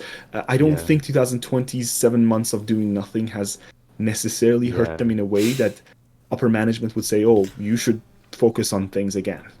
It still doesn't make sense to me why they wouldn't live stream Budokan, other than they want to sell you Blu-rays, which is what Babymetal seems to do well for Amuse. Look at their bottom line. In the merch section, Babymetal is always the one being mentioned, being the top seller, and that might be the reason why Budokan is not being live streamed in terms of business, because they want to sell you Blu-rays. In terms of business, Cap, that they might be happy with their, I guess, small core fan base that is rabid merch buyers, rabid spenders, rabid concert ticket buyers, and they don't seem to be too concerned with expanding their brand. That to me, that bothers me, because that is an idol mindset, right? Idols do that. Idols focus on a very small niche fan base, and they milk the whales out of that as much as possible, right? That to me is an unsustainable system for Babymetal, who wants this international appeal, and perhaps they don't want the international appeal anymore. Perhaps they've certainly never done much other than tour overseas that would tell me they really want to focus on an international market, right? They seem to treat the international market more like a badge of honor. They're like, oh, we ranked here, we charted here, we performed here, and then they use that as their marketing line in Japan. I think you're right about that, Cap, because I think a lot of the reason Babymetal moved overseas is because it kind of gave them credibility or the seal of approval from the global metal fan base, and that in turn, gave them a huge boost in Japan. Right. So, I think they went from Makuhari, which is 10,000, to SSA, which is 20,000, after they did their first tour of the US and Europe. So, I think that really gave them a boost in Japan, their name overseas, and I think that's what they kind of wanted. Well, at the minute, the way the popularity is, attention from overseas. The way the popularity is at the minute for Babymetal as it is, I mean, you look at they don't really particularly need to do too much internationally anyway. You look at, for example, the recent Metal Hammer vote, which was the most popular 50 top metal bands, and I think Babymetal ranked number 20, was it? And when you look at all these big name hitters of, was it number 10? Was it number 10? Number 10. It was number 10. Yeah, the chat's like, it was number 10, Neon. Number 10. Yeah. So when you when you're ranking number 10 alongside the likes of Metallica, Iron Maiden, Slipknot, and all that, you're doing something right there. And I don't think there's any higher praise than that. Their influence, Neon. I think that's their influence, because you couldn't argue that over the past 10 years there's been another metal band that has made as big an impact on the global stage as Babymetal, and kind of changed how people think about Babymetal. You can say what you want about them, you can hate them or love them, but you can't say that they haven't had an impact or they haven't been relevant in metal in the past 10 years. So I'm gonna get some, talking about the 100 greatest metal bands. I am gonna get some stick in my Discord now for that, for saying 20 instead of 10. already the chat's like, fuck's sake. You have to give them their dues. They've earned it, I feel. Yeah, no, I definitely do. I don't put a whole lot of weight on those rankings, because we have an extraordinarily loud fan base online when it comes to participating in things like that. And if you look at the groups that are above them, most of them have been around for 40 years. Decades. All of their fans are twice my age, and I'm not a spring chicken. And the majority of their fans just aren't going to be taking online polls, whereas Baby Metal's fan base is a little bit younger, I guess so. newer, Yeah. a little bit more media savvy, and we vote in troves because we are super passionate. Yeah, we go all in when it comes to We do. I don't go put a ton of balls weight. deep, like. I don't put a ton of weight on those, other than a badge of honor for our community. I don't really put a ton of weight on those rankings.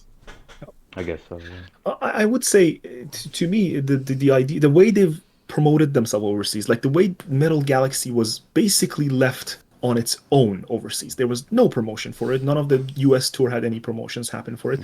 I would say, in a sense, Amuse and perhaps Baby Metal Management, which I kind of equate with Koba, but it likely is a larger circle. They're still in a sort of shock surprise state since 2014, trying to figure out how to handle the international market. They've certainly appealed to an international fan base, but in a way that perhaps K-pop, I'm not a fan of K-pop in the past 5-6 years, but the way they have approached the international market is they've promoted their product in a way where every other country in the world seems to be embracing that product and saying, I want more of this, right?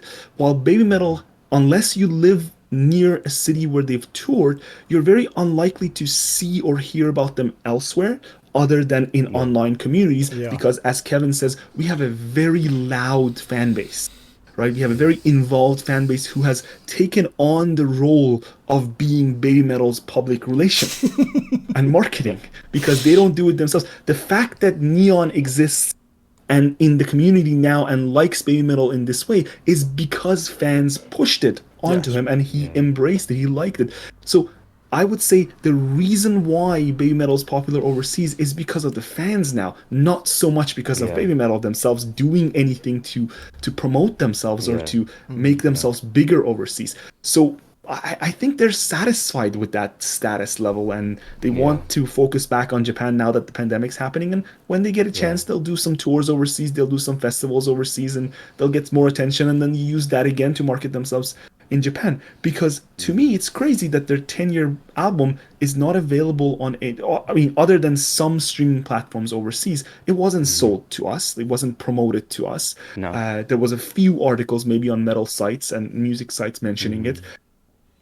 But to me, it feels like very inadequate marketing and public relations overseas. They seem primarily interested, as Paul said, in getting money from a very dedicated, rich fan base, although not all of them are rich in the sense of financially well off, just rich in terms of how much they're willing to budget aside for Baby Metal. So I don't know. I don't know what their eventual approach is. I have hope that they're going to change because they're trying to end this story of quote-unquote metal resistance with this last episode. And perhaps that will signify another shift. They certainly had a shift going from 2015 to 2016. They became darker, they became heavier. Their public relations with Japan and with overseas changed significantly.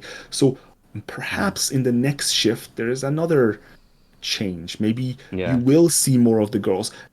I remember early on you mentioned private lives of the girls. I don't want to see private lives of the girls, but I do want to see them in their Baby Metal persona promoting their product more. Yeah, right? sorry. So when I mean personal lives, that's sorry. When I don't mean like obviously them in their normal civic clothes. I meant like as the girls, not in a performance capacity. Exactly. Instead of purely existing on stage in live shows that not everyone can access, they could exist more in a digital format in their Baby Metal capacity. It doesn't have to be in their, Suzuka Nakamoto or Moa Kikuchi capacity. It could still be in their Su Metal and Moa Metal capacity, but they need to be more involved, and the fans need to see them more. Just look at the ratios of the tweets that has just photographs of the girls recently versus all the other tweets that doesn't, right? Maybe they'll start to rediscover the fact that back in 2017 and before, they used to have regular photographs of the girls on stage, off stage, before shows, after shows, with stars, without stars, with their products, with their merch, and all of that promoted the band very, very well compared to just seeing pictures of someone in a bone suit, holding a product up. So What are, You know, your, it's- yeah. what are your I- thoughts on that, I Kev? think it's easy to forget. Yeah, I think it's easy to forget, Cap, that they did do a lot of that throughout their entire world tour. Exactly, and they suddenly abandoned it. Well, I'll give them a little bit of a leash because of the pandemic. Japan Right. just hasn't followed through well with that. If you look at the whole situation and the whole industry with a wide lens, so it's not a uniquely baby metal problem. Definitely, groups are doing a better job and have adapted quicker and better. And to be frank, I don't expect baby metal management to adapt to a situation quickly and effectively. That's not exactly something. No. So Yeah. this is honestly, in my timeline, checking all of the boxes of things I would have expected to happen going into a global pandemic and having to hard stop their tour and their media activities. I do want to cast a wider lens on international promotion that you were talking about, Cap, because I think that's not a uniquely a baby metal problem. Even Amuse's bigger groups, Perfume is a great example. When they're overseas, you don't see anything for their stuff. And they're arguably one of Amuse's biggest products internationally and nationally. You see nothing of that. When they came to my area and performed a show, they performed a venue only maybe slightly larger than what Baby Metal did, a few thousand. Right. So this isn't a uniquely Baby Metal thing. Of course, I want to see more. I want to see more. I want to see more. I want to see better promotion. I want to grow the brand. I want to do everything I can. That's why I'm on a podcast to introduce people to this. But I don't carry the expectation of that to happen because Japan just isn't good at marketing to a Western audience, and that's again not uniquely a baby metal problem. That's just Japan. I think part of it's the language barrier. Having full-time translation staff and designing merchandise and marketing merchandise is a huge investment when you're doing it outside of your native language. Yeah. Right. Though I would say they have succeeded in one aspect in terms of their manga and anime, and now with the HoloLive VTubers, they certainly have people that know how to promote some of their products. But you are right that in terms of their idol and music industry, they're not very good at that. Baby metal is the largest thing out of Japan in the last 20-30 years, right? In terms of how much international attention it has received. So I would say you're absolutely right that they just don't know what to do with that, right? Yes. But at the same time, Amuse does have an international presence. They could get advisors that could help. But as we saw with our one person that came to, Baby Metal Discord back in the day, even the ones that do try to help get frustrated very quickly and lose their minds and eventually leave. So I don't know. Well, I feel like they got it from both sides too, right? Not That's only right. Not only were the fans like in the guy's face, but Japan just wouldn't talk to them. They wouldn't give them the same level of kind of inside the wall garden.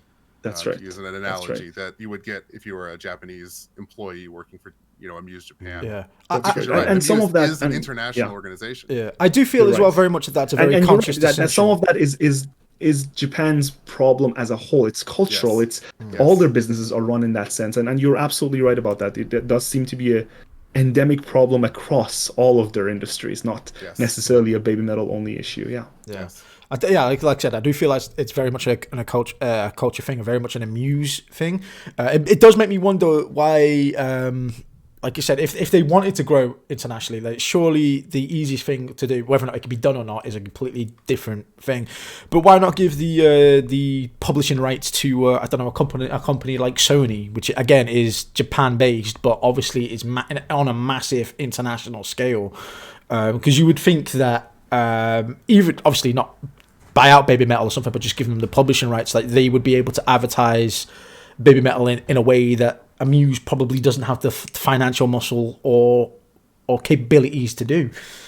Is that something maybe that's out the realms of possibility, or is that just again not very likely to ever happen? Yeah, that's an interesting question. I don't know that I'm qualified to answer it. I'll certainly speculate on it.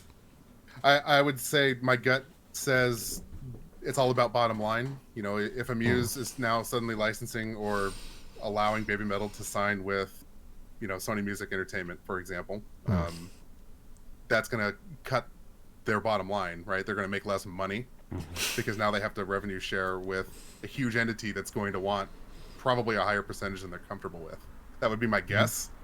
I have no idea. But I'm sure there's a lot of legal and financial reasons that something like that doesn't happen. They've tried this. They've had I believe 5B was the U.S. promoter. I don't know that they still are. Somebody said in my chat so they've Warner tried Brothers as something well. like this in the past. Apparently with Warner Brothers at some point. Yeah.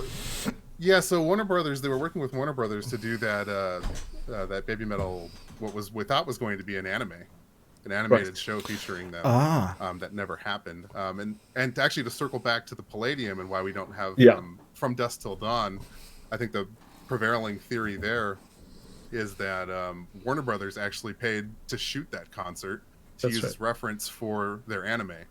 So they own the rights to all of that video, not Amuse, not Babymetal, which is why we don't ever see any of that footage. Maybe. And stuff that goes in Warner Brothers vaults never come out. So. Exactly. Until it's all bought by Disney. So, sure. So yeah, I think at the end of the day, it's probably a financial and legal decision not to do that. But to be fair, the first album in overseas distribution of the first album, which actually happened in 2015 and had 2 extra tracks on it, that was actually done by Sony Entertainment overseas. Like the distribution of that first album was Sony. In Japan until the end of 2014, Universal Japan was the one in charge of distributing, Babymetal content, and that's why you see some of the older Babymetal music videos on Universal Japan's channels as well.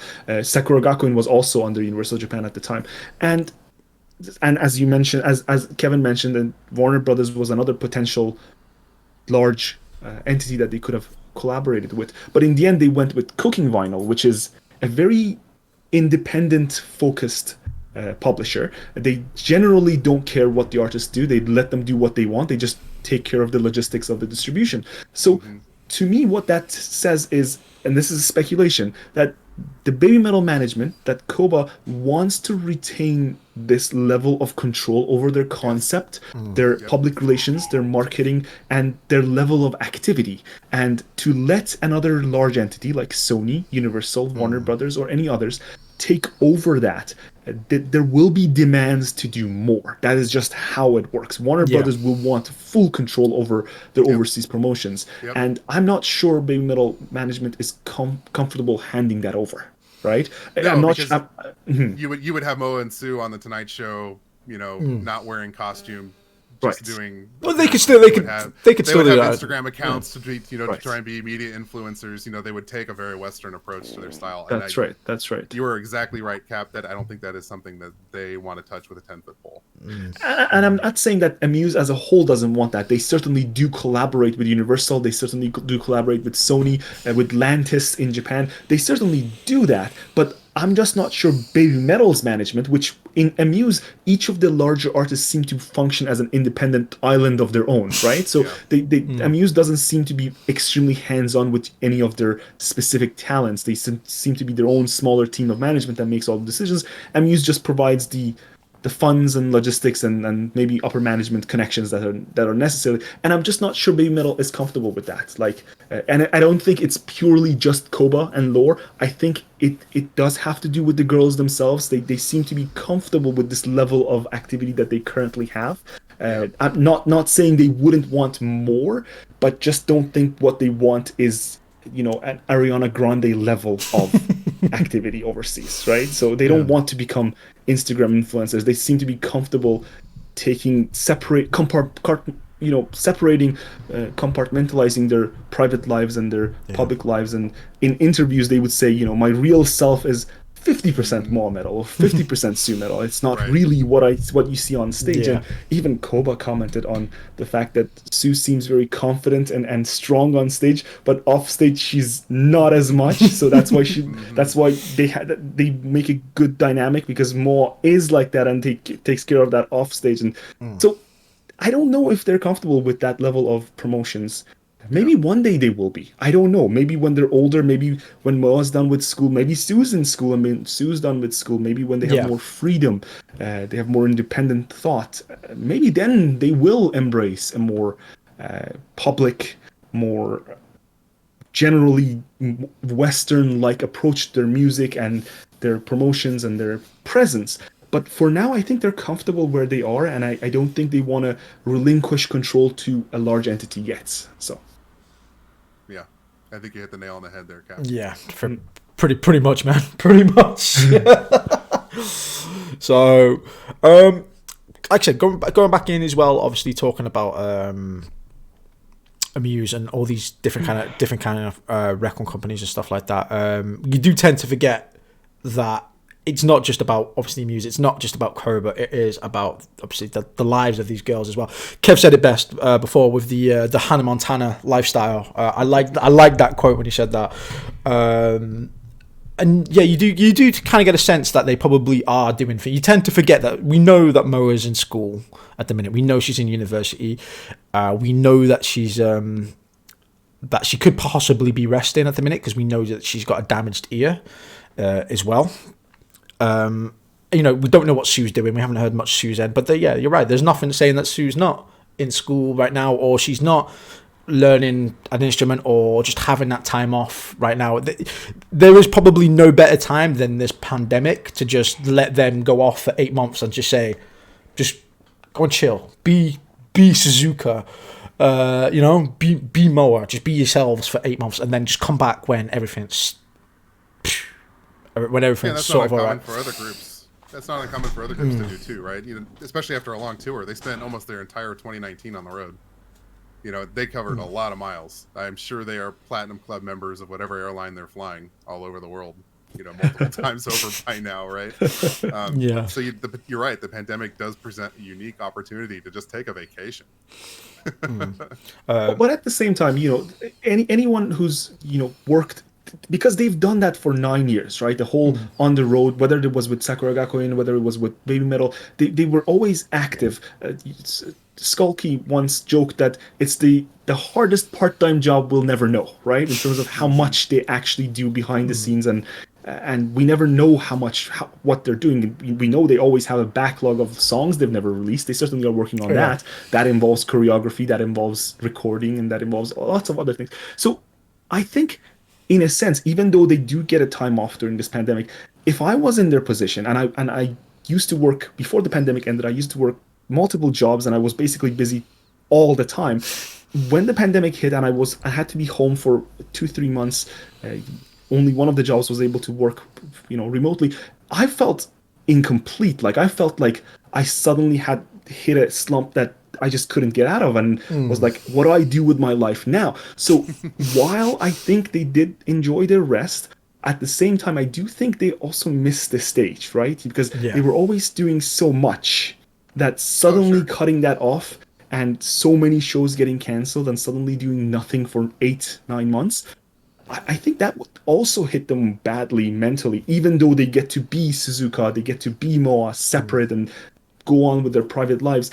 The whole lockdowns and pandemic would have worked not so well for them, perhaps, in terms of how much they would miss the stage. So there is some Japanese speculation that the fact that the Budokan shows are so early is not just Amuse pushing them, or it's not just Koba pushing them, but the girls actually just want to get back on stage. As dangerous as it may be with the death in the air with 5,000 people in that arena, I do think they miss the stage. I do think they want to do more. They seemed very happy on the stages they performed for the TV shows, certainly. It's their job to look happy, it's their job to perform, but they certainly seem to be genuinely enjoying being back in the spotlight, being seen. So I hope they took the time to recover. I hope they took the time to get everything they wanted done in their private lives, but I do think they are just itching to get back on stage as well. I totally agree with that. Their perspective is going to be different too. From where we sit, we haven't seen them since March, with the exception of Rockman and things like that. But if putting on a live show in Budokan in 10 days, they started rehearsing for that months ago. Yeah, that's right. So they've been back to work longer than we've been thinking, just from where we're sitting. Absolutely. Even Rockmaken looks like, based on some evidence, based on like some of the promotional videos that was released, it looks like it was recorded before October 10th, right? So it looks like same because the Rockmaken interview is the same as the one interview that ships, and that was in the promotions on the day of October Yes. 10th. So it seems like that was recorded well before. Some of the magazine's shoots seem to be going back to August or even July. Yeah. They had that little what's his name? Corey Taylor video cameo of 1 Yes. second, and that Yeah. seems to correspond in terms of the way they did their makeup and the way they did their looks with some of the magazine shoots. So they seem to have been back in activity since at least July, right? As far as we know, the one interview that shipped with Legend Metal Galaxy's package also seems to reference.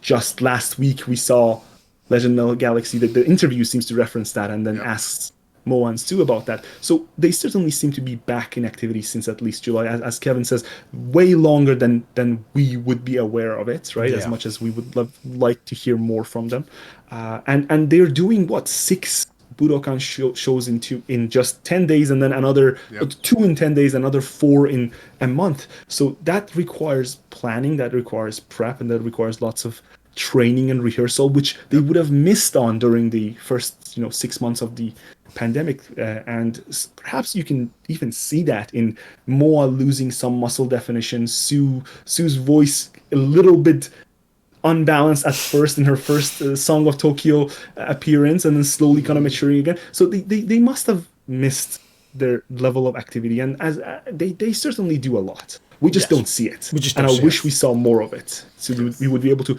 appreciate that. I certainly, the way Babymetal appealed to me was watching that Road of Resistance music video and how hard these girls worked on stage. They were sweating. They were just, working harder than most metal artists I've ever seen before. Yeah. So that appeals to me, and if I could see a glimpse of how hard they work behind the scenes, I'm not saying in their private lives, but in their capacity as Babymetal members, it would give me a higher level of appreciation.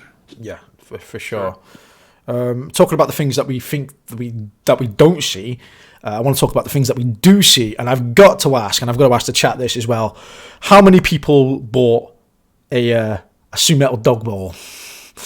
So do we have anybody? There's got to be one person in chat, please. One person tell me they got the dog ball. I ordered all of those merch. It never shipped, and I canceled it in October. So the way that Ticketmaster and Live Nation handled that merch distribution was horrific. And at some point, I just got fed up and just asked them to refund all my money, and it actually made me lose some money because the conversion rate of the currency had changed between the time I ordered and the time that they refunded. So but I did order all the merch because I wanted to just have a nice collection of all the crap they sold in 2020.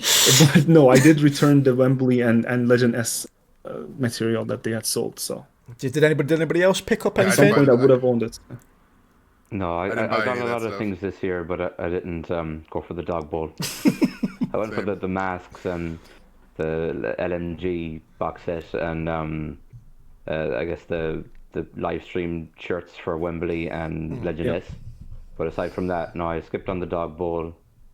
Skipped on the dog leash and the dog bowl. The dog leash as well. Like a lot of people are just telling me it was a giant ashtray. People's necks. So I did get the stupid apron, Loon. Reading in chat. I skipped on the so too far for me. Yeah, like I said, talking about things we don't see, the one things we have been doing. Cobra has been killing it a little bit recently. Obviously, we obviously talk about, I think, Cobra probably in a little bit of a biased, negative light, obviously, for the things that we perceive him to do behind the scenes.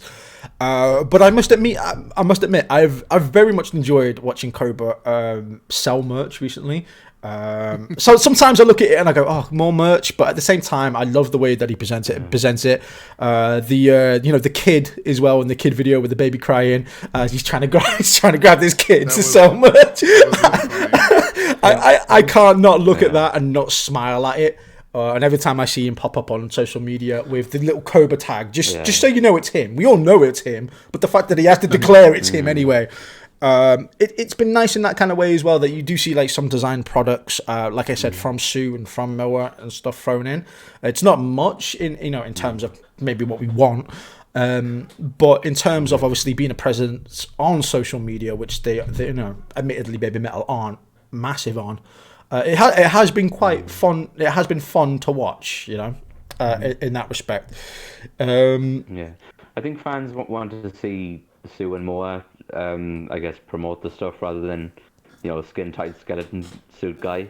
I think there was a lot of people saying like, get Sue and Moa on camera, and we want to see more of them, not so much Koba. So See, I'm trying to put Cobra in a positive light here, and already my chat's disowned me. Like, I'm just gonna leave now. I'll just walk out the door. there's a lot of anti-Koba sentiment in the certain sections of the fan base. Definitely, you can definitely tell that as well a little bit. Here we go. This is me putting the positive spin before I go into to more of it. Obviously, there is a lot of merch. It's tactical. You see, you got to put the positive spin on first.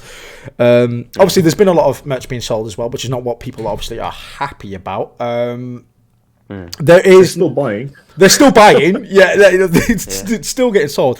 But I think last year and probably the beginning of this year as well, probably not so much obviously because this year's just started, but definitely at the end of last year, there was probably a more of a negative reaction that I've seen to Babymetal for probably a long time since I discovered them, especially on social media and stuff like that, because of obviously the merch and the pandemic and lack of news and stuff like that. Obviously I haven't seen it quite too much, like I said, since after like the end of December, so it has quieted down a little bit. Is that like a sentiment you guys probably share, or do you think that's unfortunately just the way it is at the minute with circumstances being the way they are? I think it's more so from certain sections of the fan base. I guess fans who have been fans of Babymetal for longer kind of know what they're about, and they're kind of, I guess, less frustrated by the lack of activity or what's been going on. It seems to be more so newer fans that are kind of I guess annoyed with the lack of content or the lack of visibility, because maybe they're not as used to the way Babymetal operate as longer term fans would be. So I think the base, like, I guess long term fans are less frustrated, whereas newer fans are kind of more agitated and I guess pissed off at the situation, maybe. Yeah, is that something you've noticed, Kev, or is that something you've maybe not picked up on? Yeah, I've definitely noticed a shift. This is definitely the more negative side of the fan base that I've seen since I've been a fan. I definitely sympathize and totally understand people's frustrations with this 10-year anniversary really just being an excuse to sell expensive things. Yeah. I get that. I'm frustrated with that too. I say that after, of course, I did buy them. I mean, let's be honest. I've done a lot of retail therapy to get myself through this pandemic, so yeah, that's part of it too. So I didn't mind doing more that this year or last year. Yeah, I've definitely bought more this year because I look at it this way too. I'm saving money. I'm not going to concerts. I'm not going out to dinner. I'm staying home. I'm doing all this other stuff and not spending money. So I've got a little bit more discretionary budget to do this kind of stuff. Yeah. But not everybody's in that same position, and I totally sympathize with that. And I would be frustrated too if this thing that I love so much was only dropping things that I couldn't afford or didn't have the means to get. I would be frustrated, and I totally understand that. And I don't know that I agree that it's. I don't necessarily agree that it's newer fans that are into that. I think Cap's been around longer than I have, and he's one of the more negative fans I've known, and he'll own that. I do think the older fans are actually more frustrated because they have seen that Babymetal can do more and be more. I think if you were exposed to 2017, if you were exposed to 2016, or even 2015, or in Paul's case 2014, you have seen that Babymetal is capable of so much. And they were younger, they were busier, they had school, they had Sakura Gakuen, and they were still doing all that. So I don't buy any of the excuses that fans necessarily make for Babymetal, other than the fact that it's just Babymetal being weird. That I accept. But if anyone tries to justify their decision saying very specifically, this is the business decision because of this and that, I get frustrated at that. I don't necessarily like that. I don't think they're just comfortable now that they have a core fan base, and I think that's typical of really put in much artists effort in general. to expand beyond that. After a certain level of fan base, Perfume's been doing that for 10 years. They've been coasting for 10 years. One OK Rock has been doing that as well. So they've been kind of just sitting on their hands and kind of just going with their flow of yearly tours and videos and this and such. I don't think it's atypical of a Muse artist to do that. I don't think they all hardworking all the time, 200%, right? I think Babymetal was hardworking 200% in 2014, 2015, 2016, but they've kind of just been coasting along. They haven't dropped in popularity particularly. They've certainly retained the major share of their fan base. But But like if you look at if you look at Legend Metal Galaxy, like there was yeah. almost zero promotion for that in Japan as well. I saw very little other than the one emails that came out for the tickets, and like that was 2 shows over 2 nights. They sold 25,000 tickets, so like 50,000 over one weekend. Right. And that was without even trying. That was just saying, okay, we're doing shows here. Here's the tickets. That's right. And that was And what, people the just bought 10th them, set so- of the last pair. Maybe Go they're ahead, That's just, not they're just entirely happy true, with Paul. with They the had fan base that's billboards all there. over And, Shibuya, no? just like they're doing now. They had billboards all over Shibuya. They had the truck Oh, driving really? Okay. around. They did all the same I stuff they're stand doing corrected. now for the 10-year album, actually, for Legend Metal Galaxy. So that's Okay. not necessarily Fair true. One thing I do want to touch on, Mm-hmm. Cap, and this is often where we butt heads, because I often try and take the measured look of, okay, what was the business reason for them doing this, like you mentioned? Yeah. And it's not about justifying their action. Right. And I want to make that clear. You know, I'm definitely one of the people online that gets frustrated with the negativity. I'll admit to that. Yeah. For better or worse. But where I sit, it's not about justifying their actions, because I'm a fan. Of course I want more. Of course I want them to do better things. Of course I want them to do more things. I know they've done more in the past. But I want to take a step back and look at the whole picture and try and know why. Why did they do this? And it's not about justification. It's about understanding for me. And I think that's an important distinction, at least for people kind of in my camp who try not to focus on the negativity. Yeah. Right. That, No, of course, I understand. That's brilliantly said. And with regards to Koba being upfront, I think that's actually not a bad thing. That he has a very specific sense of humor, and he tends to borrow a lot from pop culture within Japan, which probably is lost on us. When we look at it, he tends to appeal to his own generation's kind of a Gen X kind of approach of Japan, the 80s kids, the 90s kids of Japan. And that's what he's done with the whole shopping channel style videos, as well as the interview videos, which are both trying to mimic real shows in Japan that are on TV, and people all know what those shows are. We just don't know because we're foreign fans. We don't watch Japanese TV that often. I don't mind that he's present up front. I think it is interesting that suddenly, after many years, he's back up front. Like, you have a Koba edition album, you have all this I think that is a very unique thing that seems to have he hasn't been in the spotlight since 2013. 2013 was the last time he was going around accepting awards and kind of wearing that suit around and looking. Maybe in lore videos on Tokyo Dome and such, he showed up a few times, but he has mostly been out of the spotlight, other than some interviews and such. That was to a be little back bit on the weird to me, spotlight, like, when he, like, you know, it was the profit cards with like S, M, and K. Like, all of a sudden, Koba is equal parts to Su and Moa now, and he's putting himself in the forefront. Well, to be fair, he is more important than both Su and Mo. He is the creator. He is the concept driver. So I don't. He wrote all the music. Mind, He wrote, So I don't mind him taking credit a little bit. It's always been the girls, you know, and he's it's been a little off-putting for someone sure. in the shadows, like, you know. But I wonder if that's signifying a shift in direction. Maybe he does want to be more seen. Maybe he does want to be more involved in the upfront promotions. There was that Twitter account that got deleted that was based on the whole concept of the Bone album and wanted fans to be PR for, and they deleted the Twitter account for some reason. I don't know, but that seems to be something he wants to bring back.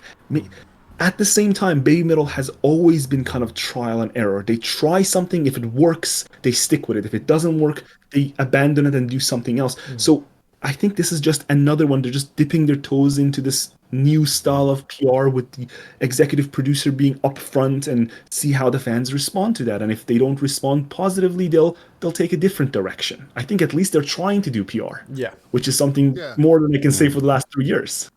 And it's hard to say too what this would have looked like without a pandemic. Of course, it's Right. much easier to have Koba put on his bone costume and stand in front of a green screen Yeah. in his Amuse office to film this Right. stuff, And than then it is to have the girls come in, do the makeup, get the costumes on, and do stuff like that. yeah, I think Yeah. that's a very good point as well. I think that's very overshadowed to the fact with the pandemic. What can you do? It's money, isn't it? It's quick and easy. Stick Cobra in, stick the merch. There you go. Speaking exclusively as, like I said, a new fan. Obviously, I've been known Babymetal now for about a year and a half. That I fell into it. I would say I personally look forward to seeing Cobra because obviously you look for the girls all the time, but I do think it has its own little sense of humor. I think every time I see Cobra in the skeleton costume, and I wouldn't personally say that I hate it. I like I said, I wouldn't say I look forward to it, but I don't mind it. It when I see him pop up, I think, oh, baby bones, and it gives you that. It gives me that sense. So I don't mind it too much. I think that harkens back, I think, to, like I said, the earlier fans maybe a little bit that did get lots and lots of stuff, did get lots of Sue and Moa stuff back in 2013, 14. That maybe, like I said, Cobra in a bone suit probably selling merch is probably the last thing they probably want to see from all the things that they've probably been given. And I definitely think there's probably two different sections of maybe the fan base there. Personally, for me, I've got no issues with it. I quite enjoy it. Like I said, I wouldn't say I love it or I go out my way to go and see it, but I don't hate it. I don't hate it. It did present a very interesting Leon- little change, which was the subtitles, and they have never done subtitles before, right? So they've none of their content in the past has subtitles other than what was shown perhaps during live show on screen. And to see suddenly the change, that the Japanese fans themselves were the ones who actually pushed for this. It wasn't the foreign fans asking for subtitles. It was Japanese fans saying, why doesn't this something that you're presenting for your 10th anniversary have subtitles? So the first video they released out of the 5 interviews with the magazine editors didn't have subtitles, and then second one kind of had a soft subtitles, the third one had hard subtitles, the fourth one had double. It was kind of a mess. But it shows that trial and error process that they do. They're very much in the moment. They don't necessarily plan things very long term, and they kind of just do it on the fly, and they see this doesn't work, this is getting some outrage, let's adjust it a little bit. Right? So you see that even in their costumes. In 2018, their costumes and their makeup would undergo very subtle changes from show to show based on what perhaps they were viewing as audience response. And Koba's kind of a connoisseur of the audience, of crowds, and he sees the reaction. Whether that can be as effectively done online or not, I don't know. But he certainly sees the change in reactions, and he did adjust. Rock Macon's interview had full English subtitles nicely placed on it, while the one interview that shipped perhaps was already in print by that point and doesn't have the subtitles. So it was an interesting shift in their direction to appeal to foreign fans by releasing subtitles, I would say. Yeah, talk about going back for trial and error. There is something I want to bring up as well. Usually when we see Babymetal release obviously music content, we do get a few guest appearances from different bands, whether it not be Hero or whoever. This year has been a year where it's been sort of the other way around. Like I said, they did have that tiny ass little cameo in the Corey Taylor video, which was quite surprising. I think a few people maybe suspected they would be in it. Obviously because of the love between them and Corey, so a lot of people it was kind of a little bit on the nose for that one. I think a lot of people took a lot of people by surprise when it got announced was the Bring Me the Horizon Kingslayer song. What was everybody's thoughts on that, cool. by the way? I enjoyed that. Yeah, that was awesome. definitely I surprised. love that. I did not expect cool. them to collaborate in such a way. Like you said, when there has been collaboration, groups have usually come to them and joined them on stage. That's kind of been the end of it, really. So to see them kind of embrace the music community, and not only the music community, but the international music community. I think cool. to kind of Cap's point is the trial and error. They're trying new things. They're trying to be out there in other ways, and Kingslayer is an example of that. And you know, it's a pretty cool song, and honestly, Yeah. I think they make that song. I don't know that I would like it. Not trying to hold my bias here, but I don't know if I would actually like that song without their part. Suzuka makes that Very song much so. like Very much so. I'm not a big 100%. fan of the song itself. I'm not a big fan of Bring Me the Horizon. I've listened to their older music. I've liked their older music. I'm not a big fan of their newer stuff. But the Kingslayer was an interesting collaboration. It is the first real collaboration they've done, perhaps since 2011. I don't know if I consider their first, the animation with you and necessarily a collaboration. It's more of a cover. This is an actual collab. They're actually featured. I think it's a good sign. I think it will open, if they pursue this, it will open up an opportunity to collaborate with other bands and bring more attention to Babymetal than we would have expected otherwise. So this is definitely a positive change. The song itself, I'm not a big fan of. I do think the only good part of the song is the part where Babymetal is featured, and I think that's the heaviest part of the whole album, is that little portion of heavy metal they got going on. At the same time, I'll be honest, if I heard that song without being told this is a Babymetal song, or there was Babymetal on it, there was Sue on it, given the slight pitch shift to Sue's voice, I'm not sure I would have immediately recognized that as Suzuka being featured on the I song. must admit that threw me off a little bit, because I know to this day I still don't know whether they say that Moa is in that song as well, and it threw me off when the very first time I heard that song. I was kind of listening to that going, is that Sue or is that Moa? And that was the very first time I've ever had to ask myself that question when listening to a Babymetal song or just any of them singing. Like, I understand the reason that decision was made by Bring Me the Horizon to kind of fix the voice in that sense. It fits the theme of the song. It fits the theme of the overall album. fits Ali But as I a do think singer. it's kind of a He doesn't have sacrilege a strong to voice without- mess with Sue's voice that much. That much. Yeah. Ali Sykes can't really sing anymore. His voice is gone, so they put like effects over his voice. So they probably just put effects over Sue's as well to kind of match that, even Yeah, though it she matches doesn't the really style. need it. Yeah, exactly. It definitely matches the Style, style. that's song. Well, like I said, Bring Me the Horizon. It That's seems it. to be well Acknowledges well to received. himself that basically they made the song that the reason that Kingslayer is so good is because this is what Babymetal did to it, like, and he just kind of played his part in it as well. So he's given that. Yeah, and the props to little Babymetal two about clips. Kingslayer. That's right.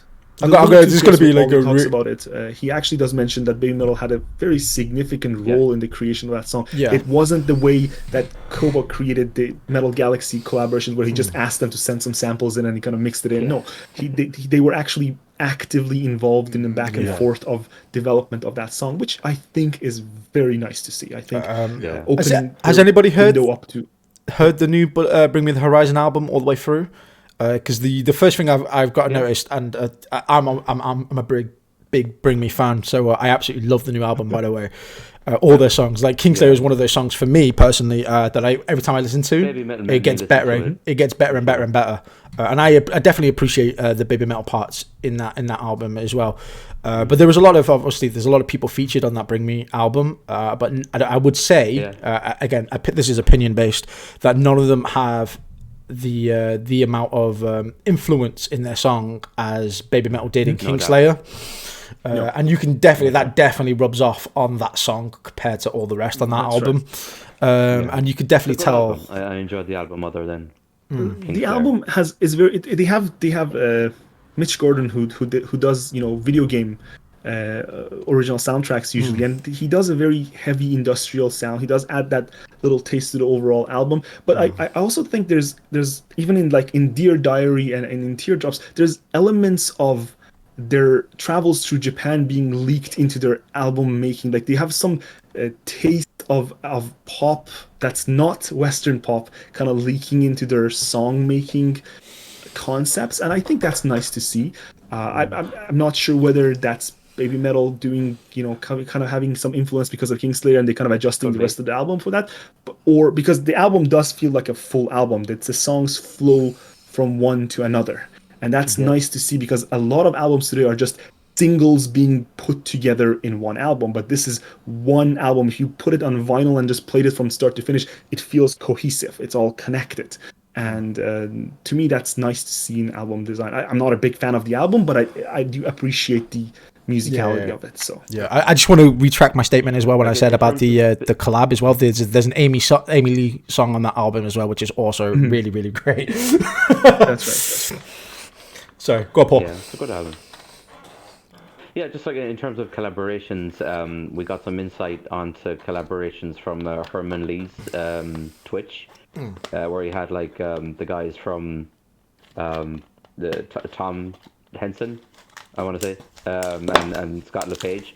They basically asked Tom how working with Babymetal came about with Brand New Day, and then they had Joachim Bruden on. Excuse my pronunciation there, but he basically told the story about he met them in Osaka or something, and they recorded the song. So there was some nice insight there into how some of those collaborations came together from Herman Lee. So that was pretty cool.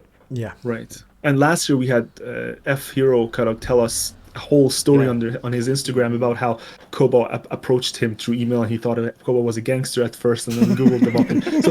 So there's nice insights into why and how rather they do these collaborations. I think the way Metal Galaxy collaborations were done is very different than the way Kingslayer collaboration was done, and I hope in the future the collaborations are more like Kingslayer than they are like Brand New Day or Omaginai or any of the other Metal Galaxy songs. A more involved one rather than just something kind of shoehorned into the song. Yeah. So yeah, no, for sure. I must admit, the only thing that I've probably very, very much disliked from Babymetal, there's not. I can honestly say that when I listen to this band, when I watch Babymetal, I love absolutely everything. There's no better feeling than watching these girls do their stuff with the crowd reacting to them, and just the experience of it is absolutely amazing. But the one thing I do hope, Cobra, if you're watching this, I know you're not, but if you're watching this, please take the goddamn masks off the camis. Literally, that's my one request. Please, I do not like that at all. Why are they masked? This is one of those instances that I think, like Kevin, like I look at like the business reason of why they did that, right? They were having foreigners in the sense of a Japanese band, the way the Babymetal was being promoted in their backstage, right? And these people were comfortable with wearing masks already from their past experiences. So I do think it's directly related to the way they brought the Western camis on. Yes, absolutely. And also kind of has that predator-looking shape to it. It fits the Metal Galaxy theme as well in a sense. I'm not sure why they continue it at this time. Maybe they still have a contract with the Western camis in the future for their tours. Seems very likely. There was certainly hints of that from Chris, that there's potential for future him being on Babymetal. So I fully understand the business decision behind it. I find the business decision to be stupid, but I do 100% understand why they did it. Doesn't make a whole lot of sense. See, they could have solved it with face paint still, right? Because there has been others in the past that have done. So it's not effective. Like it's not effective if the idea was the mask to hide the identity of the musicians, then it doesn't work, because like it only took like one show of the US tour for people to identify that the tattoo on CJ Mascianto's arm, and for the fan base. I don't think it was. I don't think he's trying to hide their identity. It's more of an aesthetic decision to just present the band as a Japanese band touring the US or touring Europe. I don't think I think it's purely aesthetic. I don't think he's trying to necessarily hide their identities, because a month later he goes and says Kamis of the West, Kamis of the East, and he puts both of them in Legend Metal Galaxy. So he certainly isn't trying to say these aren't different people. He's not trying to keep them anonymous, but he is trying to keep the focus on Sue and Mo. And what you will see, same with the Avengers thing, is he's really, I'd say I mean Babymetal as a whole, they're really trying to make the focus on that whole idea of the duo and the core being Sue Metal and Moa Metal, and they've embraced that since after the Chosen Seven. They've purely focused on that, and the Kamis, the Avengers, they're all sort of like necessarily evils for Koba's concept, but to him they are distractions from focusing on that core, and he tries to cover them up in that sense. So I fully understand that. I don't support it, but I 100% understand why he did that, and I can't fault him for that. What about you, totally Kev? agree. You nailed it. It's not about hiding them. It's about shifting focus back forward. we came off of 2018 with 1,000 people on stage, right? Yeah. With really no one knowing where to look. And presenting and reforming the trio, right? The goal was then we need to shift focus forward. How do you do that? You remove the personality of the band. Right? Because like you said, That's exactly Paul, right, yeah. like you said, Paul, people knew who the Western Commies were an hour after they performed.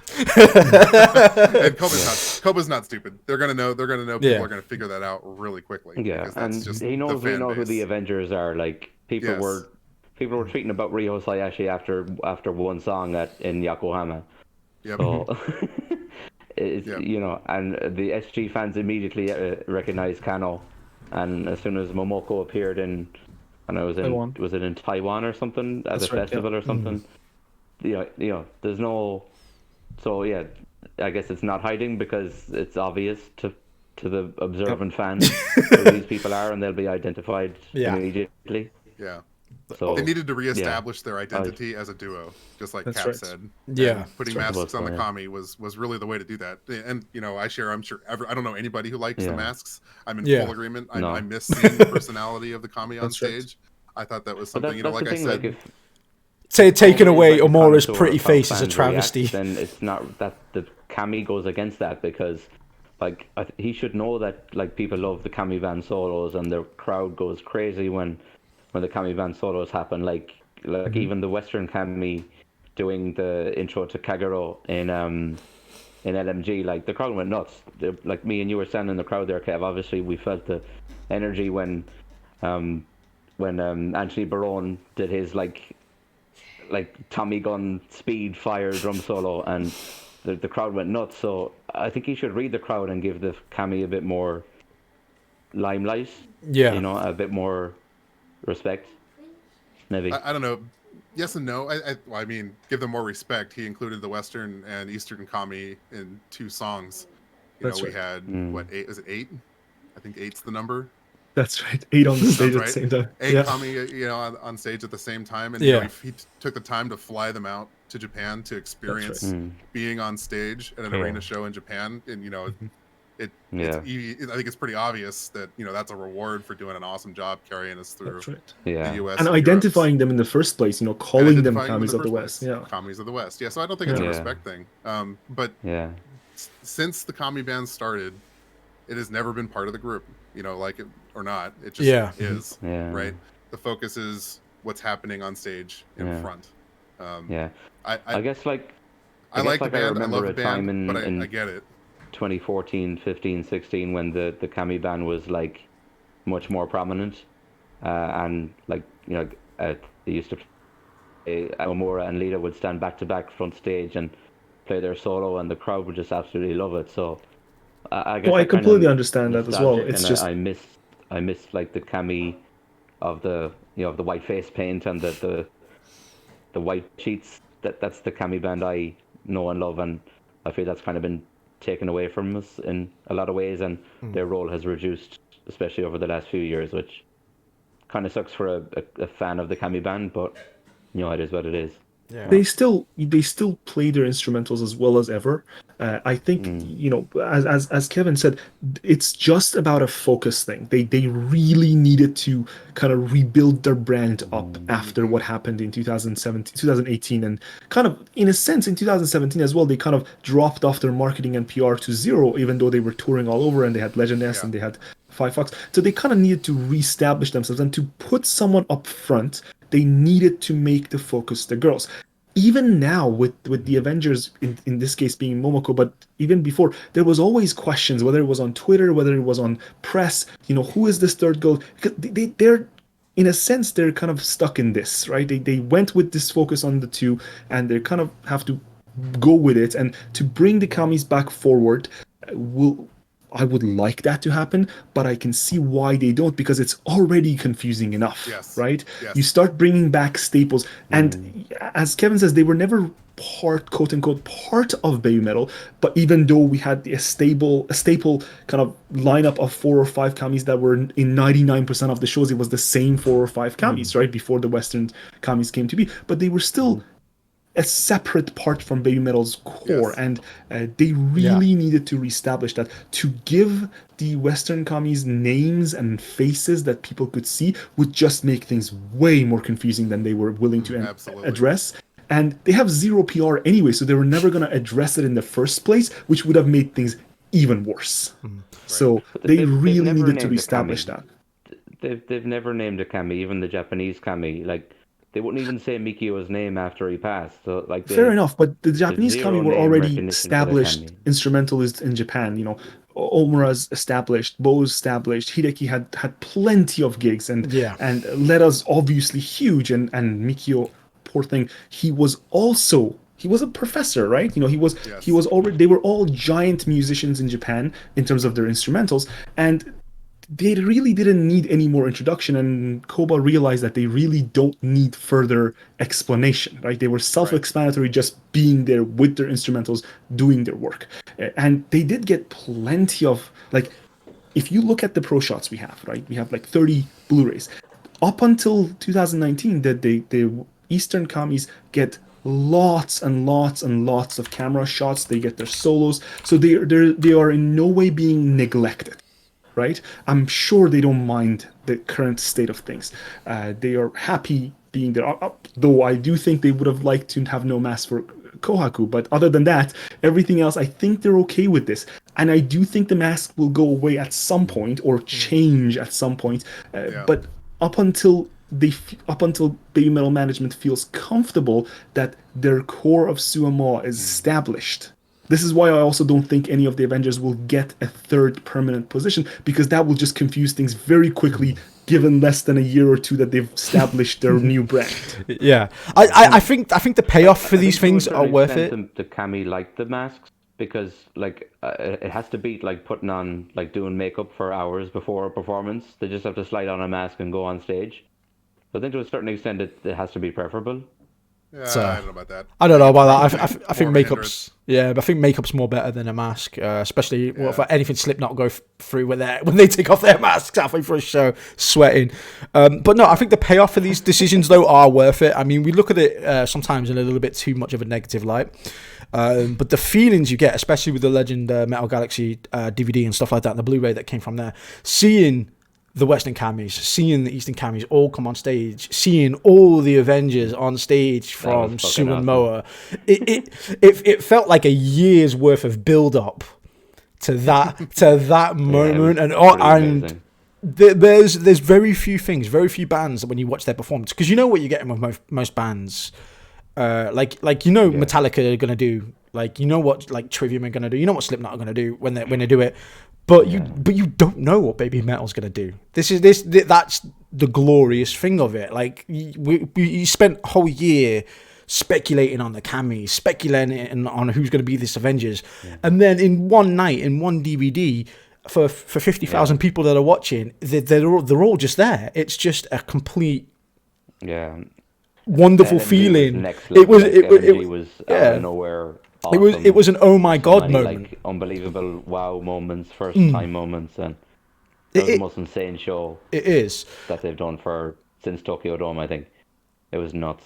Yeah, and that's like I said, that's fantastic. Babymetal's the only band I feel like recently, like for many years, that it has the ability to do that on stage, not only for newcomers that are coming in, but for old fans as well. Just to do something completely unexpected in a show that you just think, well, fuck me, that is like, I was not expecting that. And to just come away with that, that first feeling you get when you first hear them for the first time, that, oh my God, that child factor when you listen to a band, that feeling of just complete, wow, this is amazing. It's one of those moments that I feel like if you're in a crowd with your friend, you know, you look at your mate and you're like, and your mate's just looking back at you like,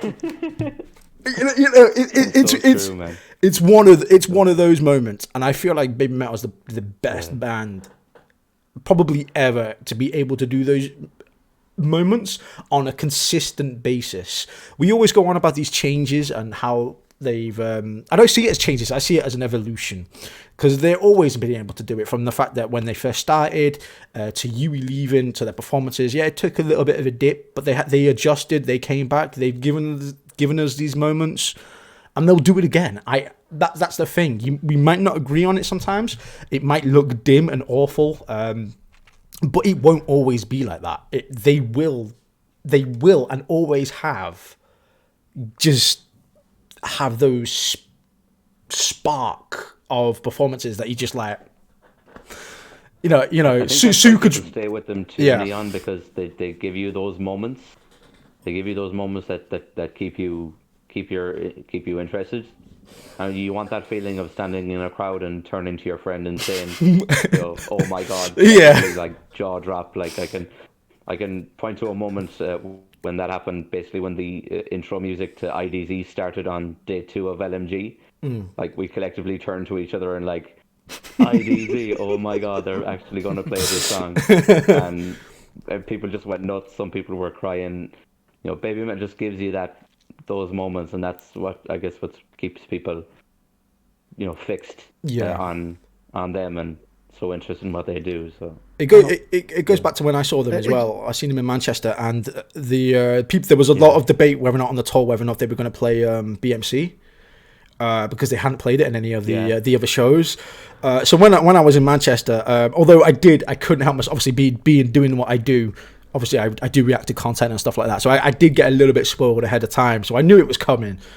But that didn't take the momentous moment of it. Like the whole place went wild as well. You could tell it was such an anticipated moment. It was one of those moments where it was just like, oh, come on. And then the whole place just was like, as soon as that track started. They're so good at doing that, and I feel like as much as we criticize maybe the marketing of Cobra or the way that they do things, you wouldn't get these moments if they just did it straightforward. If they did it like everybody else, you wouldn't get those things. I feel like a lot of people tend to forget about that, or maybe ignorance is bliss a little bit. But without some I don't know, controversy, should you want to say, there wouldn't be the highlights as well. And I'd very much take the bad times. It's certainly easier to focus on the negative. And I think you're right. You hit the nail on the head there. And I think it's something that's worth just saying more as a community. I've given the lore a lot of crap. Cap's given the lore a lot of crap. Paul's given the lore a lot of crap. Everybody's given the lore a lot of crap. But you're dead right. You're dead right. Without the lore, a lot of these special moments just wouldn't be as special. And I don't think we collectively give them enough credit for that. Yeah. Yeah, if you go looking for the bad in the world, or in Baymetal's case, and looking for the bad, you're always going to find it. That's the case with anything. If you look for the negative, you're going to find it. It's harder to find the positive and keep the positive, because they're like flashes of good, right? And you want to absorb as much of that flash as possible. But because it's not sustained for a long time, you tend to forget about it, and you start going to look for the negative, and it's easy to find the negative. What I do think is a lot of the shock factor comes from the whole trial and error. I was saying they keep trying different things. It's not necessarily always 100% perfectly planned, right? They like maybe 3 months beforehand, they're like, okay, we're gonna do this. And because they're unpredictable, because they're so good at keeping their inner circle tight, and none of this leaks out, none of this gets out, no one knows about it, they're always able to surprise, and the lore and the scarcity of their product does add an element of excitement to their content, and perhaps that's not a sustainable thing long term, the scarcity tactic, but they certainly have utilized that to its maximum effect every time. And it's like absence makes the heart grow fonder. That's right. They disappear unfrustrated for 9 months out of the year, and then they appear and just blow up everyone. On the converse of that, out of heart, out of sight, out of heart, out of mind, that also applies. If you go on go away for too long, people start to forget. So that's where the whole fandom part comes in. We keep that part active. We keep kind of regurgitating the content. That's not perhaps the best word, but we do tend to consume the content quite a bit. It's not a lot of content. So we keep them active in our minds, but to the casual fan, maybe less so. But I do think that eventually they will find their balance again. They had mostly found their equilibrium of lore versus press around the 2016 mark, right? And they're kind of trying to rebalance that again and find that again. And I'm sure they will eventually. The pandemic certainly is unfortunate enough. They would have mostly blown up if they had gone to the festivals, right? You know for sure if they had gone to Hellfest, if they had gone to the main stage of download, if they had gone to every other place they were planning to go, they wouldn't need PR. They would just blow up on the press already. They would have so much exposure. We wouldn't be able to collect all the exposure even if we tried. It is a bit unfortunate. I think it will return. It might take a year. It might take two. And perhaps they will be stronger than ever because they'll be done with their undergrad studies and they'll have more freedom. They'll have more. Perhaps they will have even more influence themselves on the concept. Koba's getting old. Koba's around 48 years old, approximately. The most. That's old? He's around that. That's old. No. I'm not saying that's old. I'm just saying eventually, if this concept keeps going for another 10 years, 15 years, at some point he will relinquish some of his conceptual control, perhaps to the people that he's brought up for 10 years, which are the girls themselves. And we know they're smart. We know they're well trained in entertainment by now. They have had all their lives in entertainment. So Koba and perhaps even the choreographer Mikiko looks at the girls as their own disciples eventually to kind of take up the mantle, because not everyone lives forever and not everyone wants to be in entertainment forever. So I can see them kind of relinquishing some of the conceptual control to the actual members of the band eventually, and because they're being treated like a band rather than an idol group, despite the way they sell their merch. Yeah. So hopefully that's the way forward. I mean, hopefully this is the end of the metal resistance. So I think there's some optimism in the fan base that after the metal resistance episode is over, that there's a whole new era where maybe Babymetal are more, a more conventional band, or maybe Sue and Moa have more creative control. I think people have something to look at there and say maybe after this era there's something new and more exciting, and Babymetal is gonna wow everybody again with what they come with next. So that's interesting. Possibly. I'm gonna be a cap here and take a bit more of a realistic approach here. Okay. And I'm gonna say that I honestly to God, I don't see much changing in 4. Even if new stuff comes out or the end of the metal resistance stuff, Babymetal will keep doing what Babymetal does. As long as it's under Amuse, it will stay that way. I just feel like that is the way that it's ingrained. And like I said, unless Amuse one day ever relinquishes control of Babymetal to Sue and to Moa at one point, where they could go off and do what they want. The thing is Babymetal's not a band. It's not a conventional band where the girls make it and then they sign to a label. The Amuse own Babymetal. It's not the way around. As far as we know, as far as we know, so it's not even so much Amuse. Koba has really all the control. Yeah, that's Amuse, cool. Amuse just says, "Do your thing. You're making us money." Yeah. All indications point. That's that. right. We know Amuse gives their artists a lot of leeway.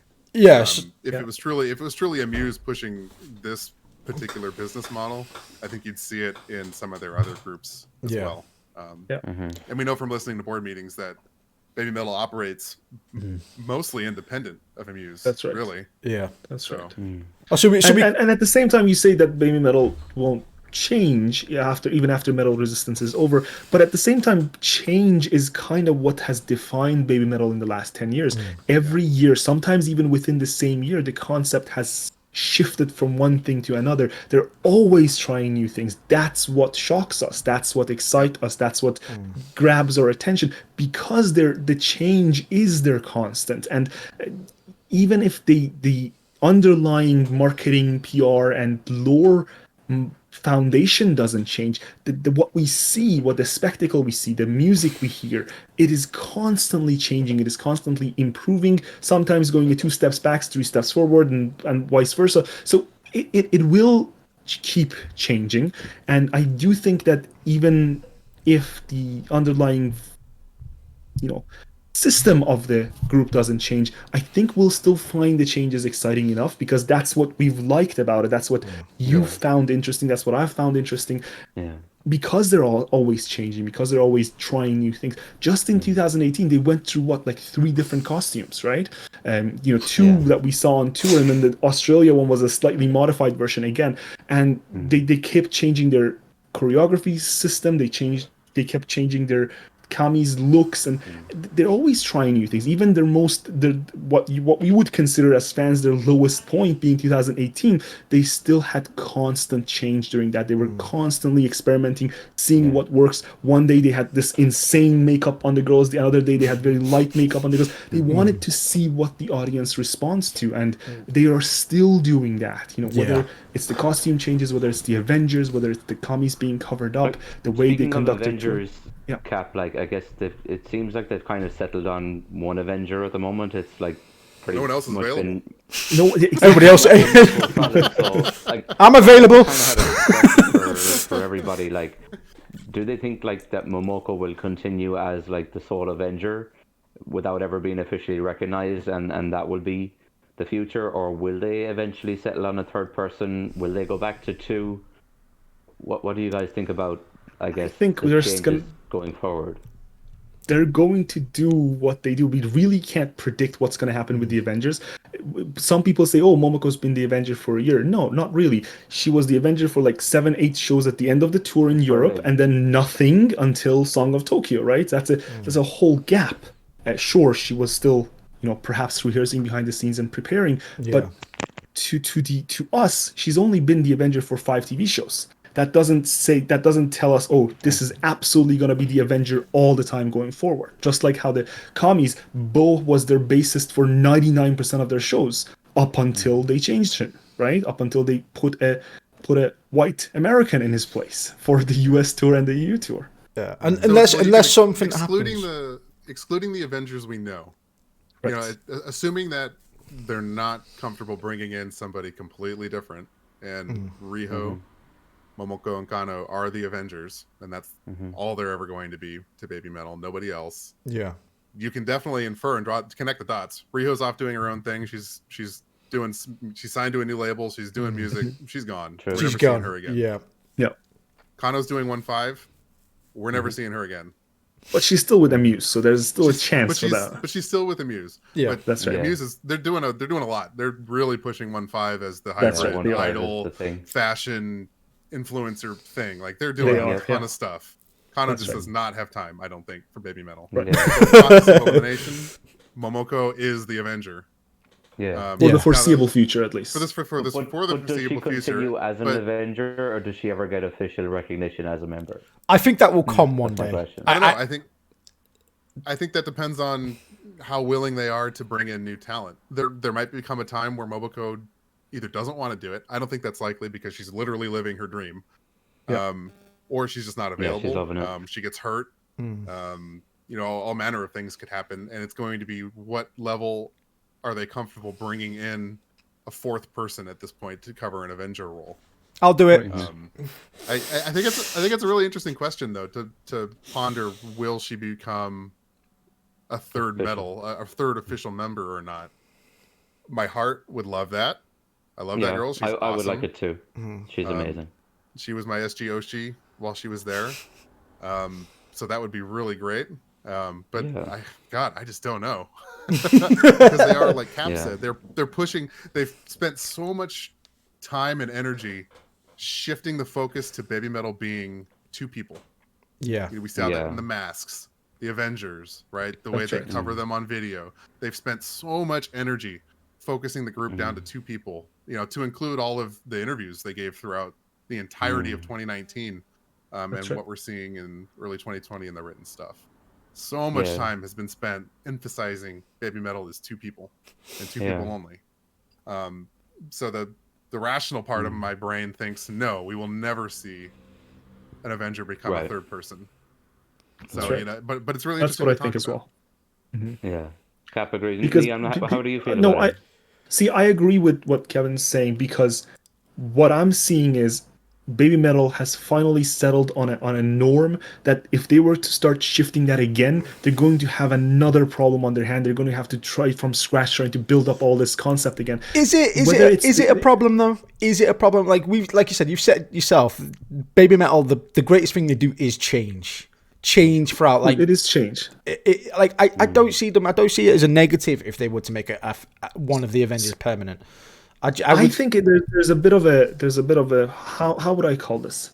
I want to call it Koba coping with Yui leaving still. And in a sense, I think he was so shaken by that change that happened that I don't think he's willing to commit to another member that could potentially leave, especially given what Momoko's only 17 right now, and she's gonna be 18 soon, and she hasn't graduated high school yet. We don't know what their goals are. Yui's mindset changed around the same age, right? Around the 18 mark. Yeah. That's when she left. Yeah. And I don't see Koba committing unless he really saw 100% commitment from Momoko. And that also depends on Momoko. I don't know if Momoko would accept being a permanent third. I don't know if she'll accept that kind of role of being 100% tied to Babymetal.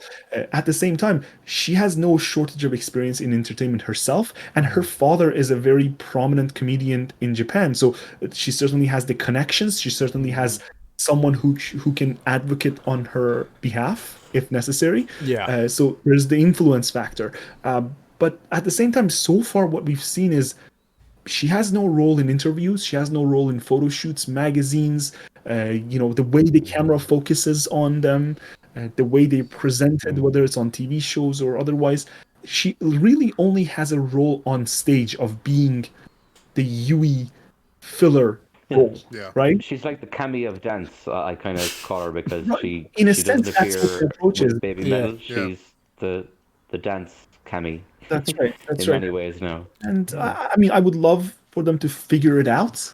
It certainly has caused enough confusion. I mean, if you had looked at the Twitter reaction during the end of the year Kohaku show, it certainly was confused. They were all wondering who the hell, this third person is that's not being shown, that's not available there. A lot of the answers were, this is Hanamaru's daughter. They didn't even know who she was by name, right? They were like, this is the comedian's daughter, because they look the same very much. If you put them side by side, it's obvious. Do you eventually think if she keeps appearing for Babymetal and she keeps doing every show, people are eventually going to kind of say, why does this girl just perform with them and she's not on camera? And that could kind of put pressure on Babymetal to it might do. She's there all the time. Why not just make her a member? I don't see it as that. Like Kev said about pushing. They've spent all this time, all these resources pushing this two girl image.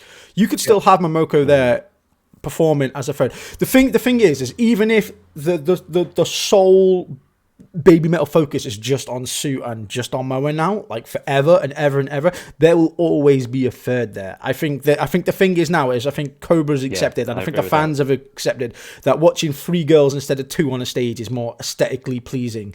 I remember when three is the magic number. Three is the magic number there. That there's always going to be a third, whether or not that third's always going to be Momoko. Nobody knows. Only the Fox God knows in that respect. But I feel like that third spot, there is always going to be a third. I feel like they've settled on three. I agree. That depends, though. I will say that if she is going to become a third member, or anybody is going to become a permanent third member, with the information we have, their best opportunity to do so is the second half of this year at one of these Budokan shows as a culmination. They do the whole song and dance. They crucify her and give her a metal name. And, the lore. Yeah. And I say that because we know that Metal Resistance is ending and we're starting a new chapter. Yeah. Right. Yeah. From a writing It's a perspective, perfect time to The perfect make time to fiction do it. perspective, A it's big the change. perfect time to do something like that. Yeah. So that's why I'm Start not of a new completely era. willing to rule it out. Yeah. I do feel like they were building up to something for the 10th anniversary, but before this pandemic hit, there was hints that they had shows planned, stadiums booked, like something was going on. I feel behind that scenes, and then unfortunately their plans just took a massive hit, and then none of that was able to happen, and we got what we got. Right. So this could be the ending of Metal Resistance. Might be that ending.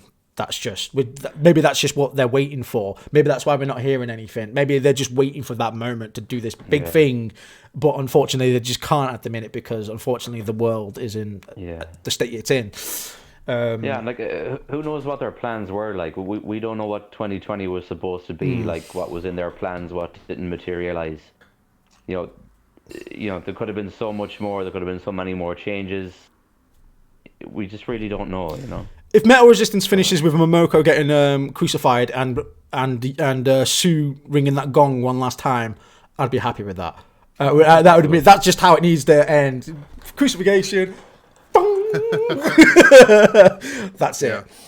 You know, that, like I said, that would be amazing. And again, going back to the highs and lows of Babymetal and having one of those moments that could make you go, "Oh my gosh!" I want to see them do Babymetal Death and Babymetal Death, with Momoko just on stage. That would be one of those moments that you'd look. Again, it would be one of those moments where you look at your mate and go,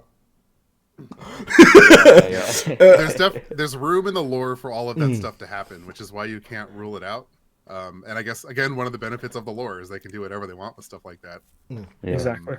It is. But there's also tons of great evidence, precedent, and point to be made to the contrary. Yeah. That they will continue as a 2-person unit for the foreseeable future. Right. Well, I do want to interject a little bit, guys, because I have just seen the time. Like I always say this every single time we do one of these podcasts. I'm like, it's only going to be an hour, and then time just absolutely flies past. So it is about that time now where I'm going to ask the people of chat to ask any of us our favourite questions. Cap's here if you want to ask Cap something. Kev is here if you want to ask Kev something. Paul or myself. If you want to ask for our opinions, anything that you want to ask us that we didn't cover in this episode, then let me know and we will ask. I'm already getting thank you for the stream. Well, thank you for being here.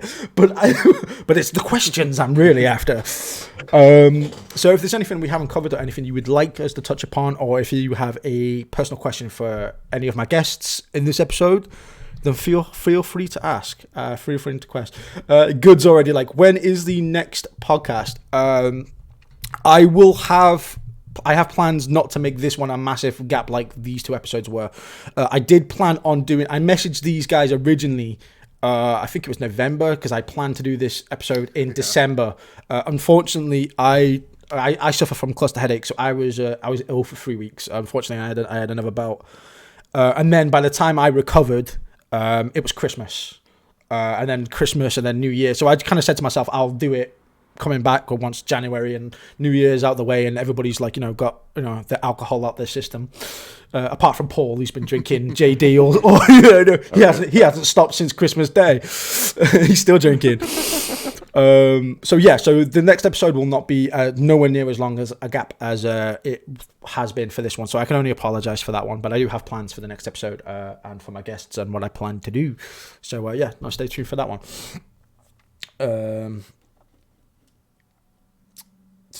Anybody else have any questions?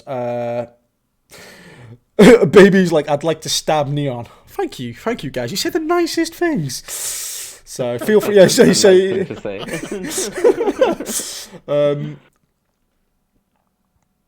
Okay. Here's a question for everybody. You're in control of the Rock May Can anniversary show. How would you change things? So does anybody want to take this one on first? I guess I'll that first. The main things I would change is the distribution, the way they distributed it. I wouldn't make it the one only. This was a 10th anniversary special show. It should have been accessible to all fans. They should have, even if they were going to price it high, they should have made it available to everyone to be able to purchase. Every other live ship based distribution they've done through Amuse has been available to everyone. It wasn't fan club exclusive, and this one was very exclusive. There was mandatory merchandise that came with, a $50 DHL shipping overseas. So it was really targeted at Japanese only. Okay. I would change the way it was distributed, and also would make it possibly cover all 10 songs of the best album that they were going to release instead of just 8 of those 10. So that's mainly what I would change on that. Yeah, I would agree on that. Like I fought with my own idea of buying the stupid expensive stream and the merch and the shipping fee. I eventually caved in and bought it in the last week. But it was super exclusive. I wish it was made more accessible to more people at a lower price point. I wish it was longer. I wish there wasn't so many camera effects on it. It's a little overdone. But what I enjoyed most about it was, first of all, Doki Doki Morning being played for the first time in a long time. And I really enjoyed the talk parts. Those were the two highlights for me. So yeah, I agree with Cap. It should have been more accessible. It should have been behind less paywalls. Yeah. A little bit longer, and yeah. Other than that, it was good. Yeah, What I about you, enjoyed it. Kev? Anything to add? Yeah, I'll definitely agree. I would have liked to see the distribution be a little different and more accessible. I think that's low-hanging fruit. The biggest change I think I would have made is what I would have liked to have actually seen it live. It's pretty obvious 5 minutes into it that it was pre-recorded, and definitely cemented that it was pre-recorded when they aired that interview on that same stage. I think that's probably the biggest functional change I would have made to it. I was fine with the length. It was short and sweet. I actually appreciated the camera effects. I thought it was neat cutting between the different eras, and I was annoyed with it at first, but I told myself as long as they start toning that back, which they did, I'm cool with it. They started with a theme and then kind of shifted away from it just to kind of make their point and then back away into the performance. I thought that was neat. I thought that added rather than detracted. Yeah. The distortion was a little bit weird where they literally distorted Momoko and Moa out of the camera shot. Yeah. It was a little weird, but I mean, honestly, I think they should have released that distortion footage as a new distortion music video on their YouTube, because that was great. I actually like that, despite the camera effect on that one. Yeah, and to Cap's point that he's made all night here is, they're all about trying things and experimenting, and that was pretty clear what they were doing, right? Yeah.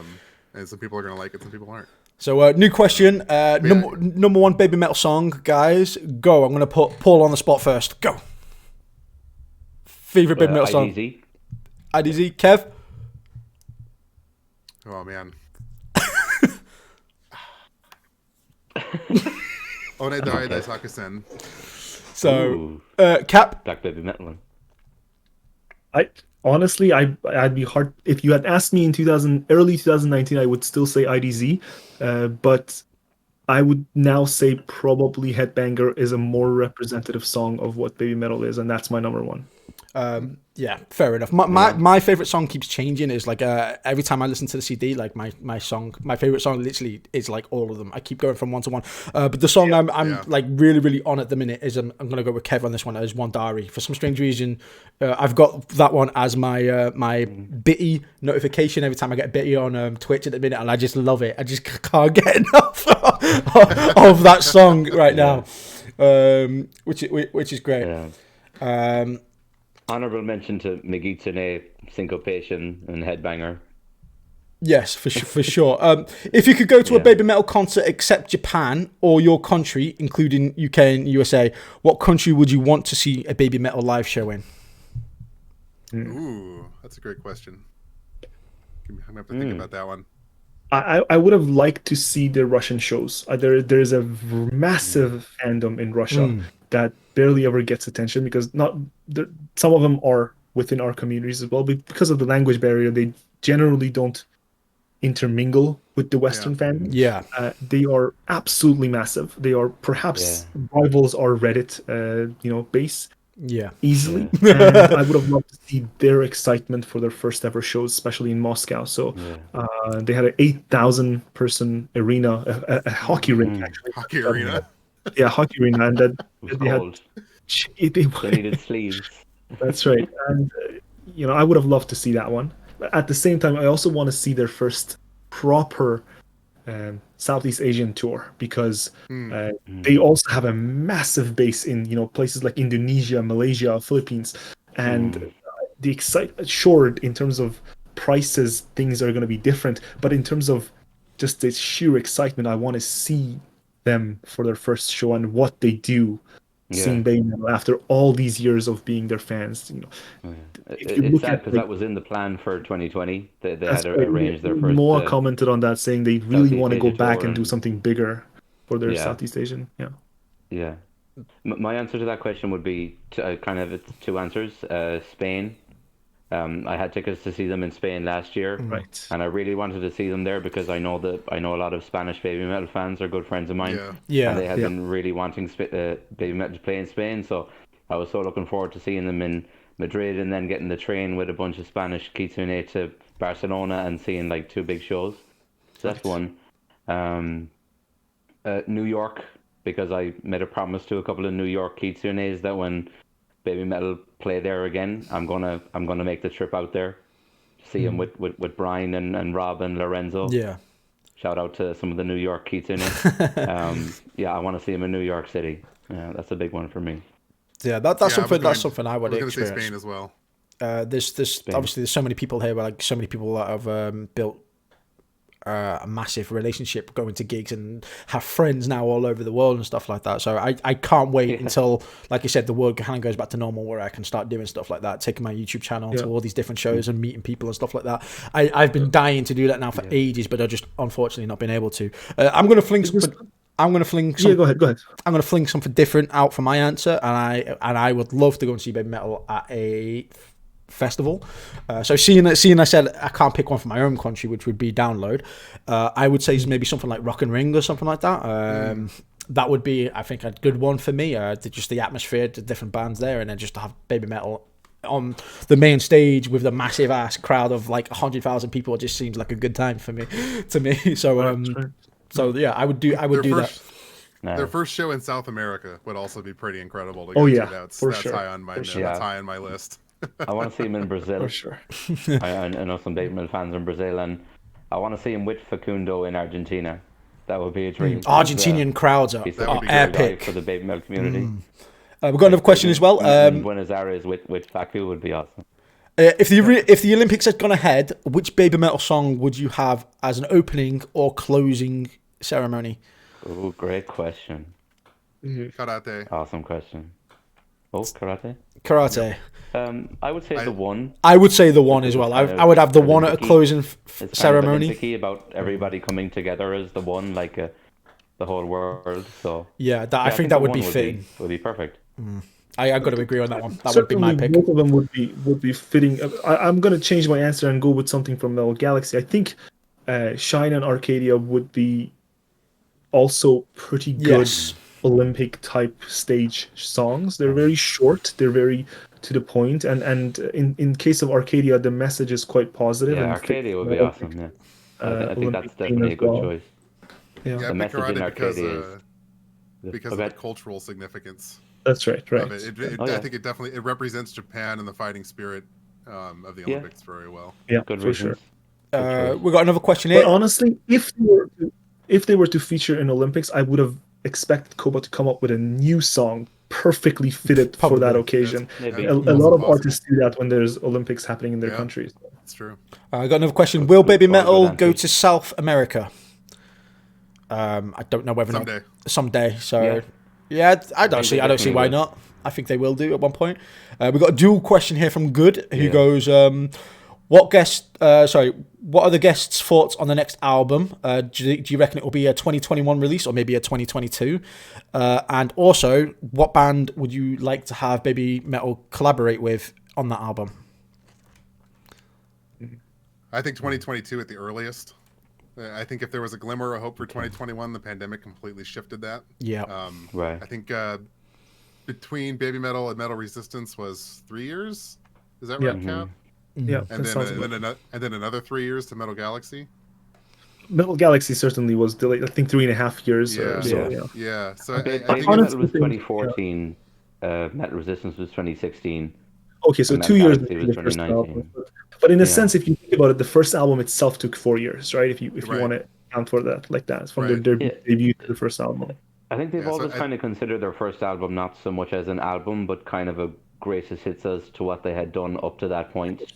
Of course. I think they Still, commented that technically a Metal debut I mean, album, right? that Metal that's kind of what Resistance was anybody's really their first debut album is. Yeah. That's right. I suppose so.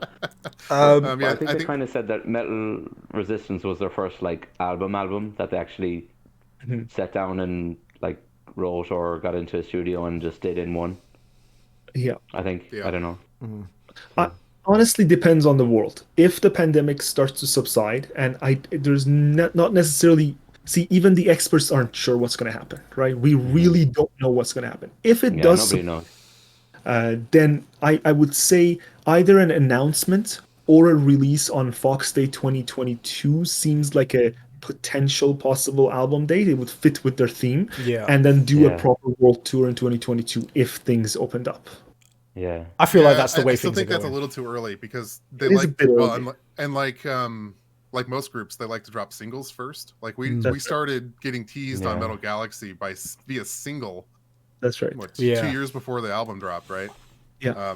So I think we'll see a new song first, and then a year after that is maybe when we'll see the album. Yeah. Yeah. Well, 2021's a I would long agree, ass 22 year, would so be- I'm is the sure. most likely for a new album. At In least terms of they a know. collaboration. I don't know who I'd like to see them collaborate with. That one I'm stumped on. You I guys don't have know any who ideas? I want to see them collaborate with. Actually, no. I do know one person I want them to collaborate with because the mindset of this person is so similar to the way Koba design or makes his music. Devin Townsend, I want to see him collaborate. Devin. Yeah, that would be an interesting choice. You have a prog metal god, and his approach to music is the whole wall of sound approach that Koba also likes with his music. So, and also has the whole the way they approach their music production is very similar as well. So I do want to Yeah. see what that collaboration, a real collaboration between them, could produce. So I'm gonna cheat. I think it would be. I'm gonna pick three. I'm gonna pick three bands here because I'm greedy. Go ahead. My first one would be Metallica, and just purely because it's Metallica. You don't get any bigger than Metallica. Their name Yeah. alone would just be an amazing collaboration. For songs wise, that I think would be really really awesome is I think one with Herman Lee or Dragon Force would be absolutely amazing. I think that would suit the camis that down to the band as well, and that would be a really fast paced, just awesome. Could you imagine Moa dancing to that and Sue just blasting her vocals out? I just think that would be a really really fun time. And also from a song perspective, because I know that he's done Baby Metal songs in the past, would be a Trivium collaboration with Matt Heffy being Okay. partially Japanese as well. I just think that would be like an amazing. They could switch backwards and forwards between Japanese and English between the two bands, and and their Trivium is very very technical as well. They could go thrash, they could be slow, they could do metal ballads. They got that in their locker to vary that up. So I think like maybe a mix between them. I think that could be a really wacky. Really creative song as well between them. So I would say one of those three. I'd be happy with that. Well, you took two of my Yeah. answers. I was going to say Metallica and Trivium. So I'll pick something else. I actually think it'd be pretty sweet for them to do a collaboration with Hyde. That would Oh, yeah, in that would Japan. Yeah. that would be a good A one. local one. I'll use some Japanese collaborations. That's Right. actually what I really want to see is them collaborating with similar bands in Japan. Yes. Yeah. The Western, I get it. I get the whole, dealing with the You Western feel. bands, but I do want to see more of them actually focusing on their domestic market and we benefiting from that because I'm a fan of J-Rock. I'm a fan of their other, Yep. Japanese artists. I want to see some of that collaboration. There's a lot of good rock, metal, pop, whatever they want to Absolutely. pick, in Japan, and they really should focus on a little bit on that. And Yeah. I want to see that for sure. Maybe not I wanna see maybe that. not the most popular Japanese band, and I know there's a lot of rivalry between the two bands. But I would love a Baby Metal Bandmaid collab, just because that would be so amazing to see two of those communities come together for that one. So that would be amazing to see them just come together. I don't think it would ever happen, but that would be funny, just if nothing else. This is kind of going more towards the pop direction as opposed to rock or metal. It's probably unlikely, but Babymetal and Perfume. I don't know if anyone would co-sign that or would like to see that. So maybe depends. I mean, they have done connections are there with Mikiko, so Yeah. why not? Or maybe even It'd be interesting to see what they come up with. Yeah, or maybe even like a collab with some of the previous SG girls. I'd love maybe Ayami just to pop in for like one song and do something wacky or something like that. You know, that would be funny. I think that would that would be amazing. Obviously, I know that she doesn't have the best working relationship with Amuse, but just for like a one-off song that would just just have her backing vocals or something, or singing with Sue would be fun to watch. Metal featuring Yui. Yeah. So don't say that. You'll make Loon cry. Can you imagine? So we've done favorite songs. So we've got another question from Quartz, who goes least favorite song. Least favorite Babymetal song. Oh, that's a good question. In the name of. In the name of. That's the best See, I'm not a big fan of In the Name of or Omagine, but I listen to them in the car all the time, so I'm kind of used to the thump of those songs. I would say probably the song that I skip the most is, out of the Babymetal only songs, is probably Elevator Girl. Even though I like it live, I'm not a big fan of the studio version of it, or especially the English version. For sure, it's just off my playlist permanently. Oh my god! I'll be perfectly honest. The song that I dislike the most right now is probably Kingslayer. So I'm not a big fan of King. I could feel the hate of Cap for Kingslayer. You just said that to a Bring Me the Horizon fan. I know. I get it. Well, Cap's never coming back onto the podcast ever again. Appearance. But no, but saying that, I totally understand. I would pick maybe. I'm not a big fan of Meta Taro. Sorry to the Meta Taro fans out there, but it's not my favorite song. And like, I wanted to pick a real song, like not like just an intro or kind of an interlude, but an actual full song. So yeah, probably that one. I'm probably going to agree with Cap on Elevator Girl. I don't know what it is. I love seeing it on the shows and I sing along to it, but it's just one of those songs that when it comes up, when I've got it in the background, I just kind of skip it to the song next. Yeah. Nothing wrong with the song. It's not like I don't like it. It's pretty solid. It's just one of those. The version is, I just don't listen to it. If I could remove one song, completely from memory, it would be the although not an official song, but it's just cringeworthy to watch, was Sue's birthday when she collabed with Painkiller with I look at that sometimes and I just look at it and I'm like, ooh. And you know what, it's not Babymetal's fault. It's not Babymetal being the cringeworthy thing. It's just seeing the whole setup of that song, and I'm just like, it should never have been a thing. As fun as it was to watch, I just sit there like, oh. There are fan cams of Stu covering those two songs again in the Red Hot Chili Peppers tour, and she did a pretty damn good job of it there. You know, that wasn't cringeworthy to watch at all. Sure, her English is a bit iffy, but that wasn't cringeworthy to me at all. But seeing it happened during that award ceremony with the crowd being practically static and there's no noise coming out of them, and it just didn't look that great. But I still consider that moment to be a really nice moment. That's something that, sure, you might not like the music, but as a moment in Babymetal history, I think that's a really significant moment. Yeah, so I loved it. Yeah, I think it's fun. And I think what Rob Halford too was important. Like when he said to the girls, like, that he backed them up and he said to stay metal, like, that has stuck with Babymetal even up till now, because they've used that stay metal, and they've said it in recent interviews that the meeting with Halford and the word about stay metal was something very important to them. So Just Maybe one the thing. song and the performance was a bit cringy, but Yeah. the connection with Halford is very important to Baby Metal, I I think. just remember something. Stu's favorite song from Metal Resistance was Meta Taro. So she mentioned that multiple times in interviews, and I find that hilarious because one of her favorite songs from Metal Galaxy was Omagini, and it just tells me like how much of how engaging of and somewhat childish of songs she actually prefers, even though she excels in power metal type songs now. She actually prefers those silly songs the most. I think that's Suzuka coming out there, not Su Metal. Yeah, That's what I like. definitely. Another question is, do you think we'll see something on Fox Day 2021?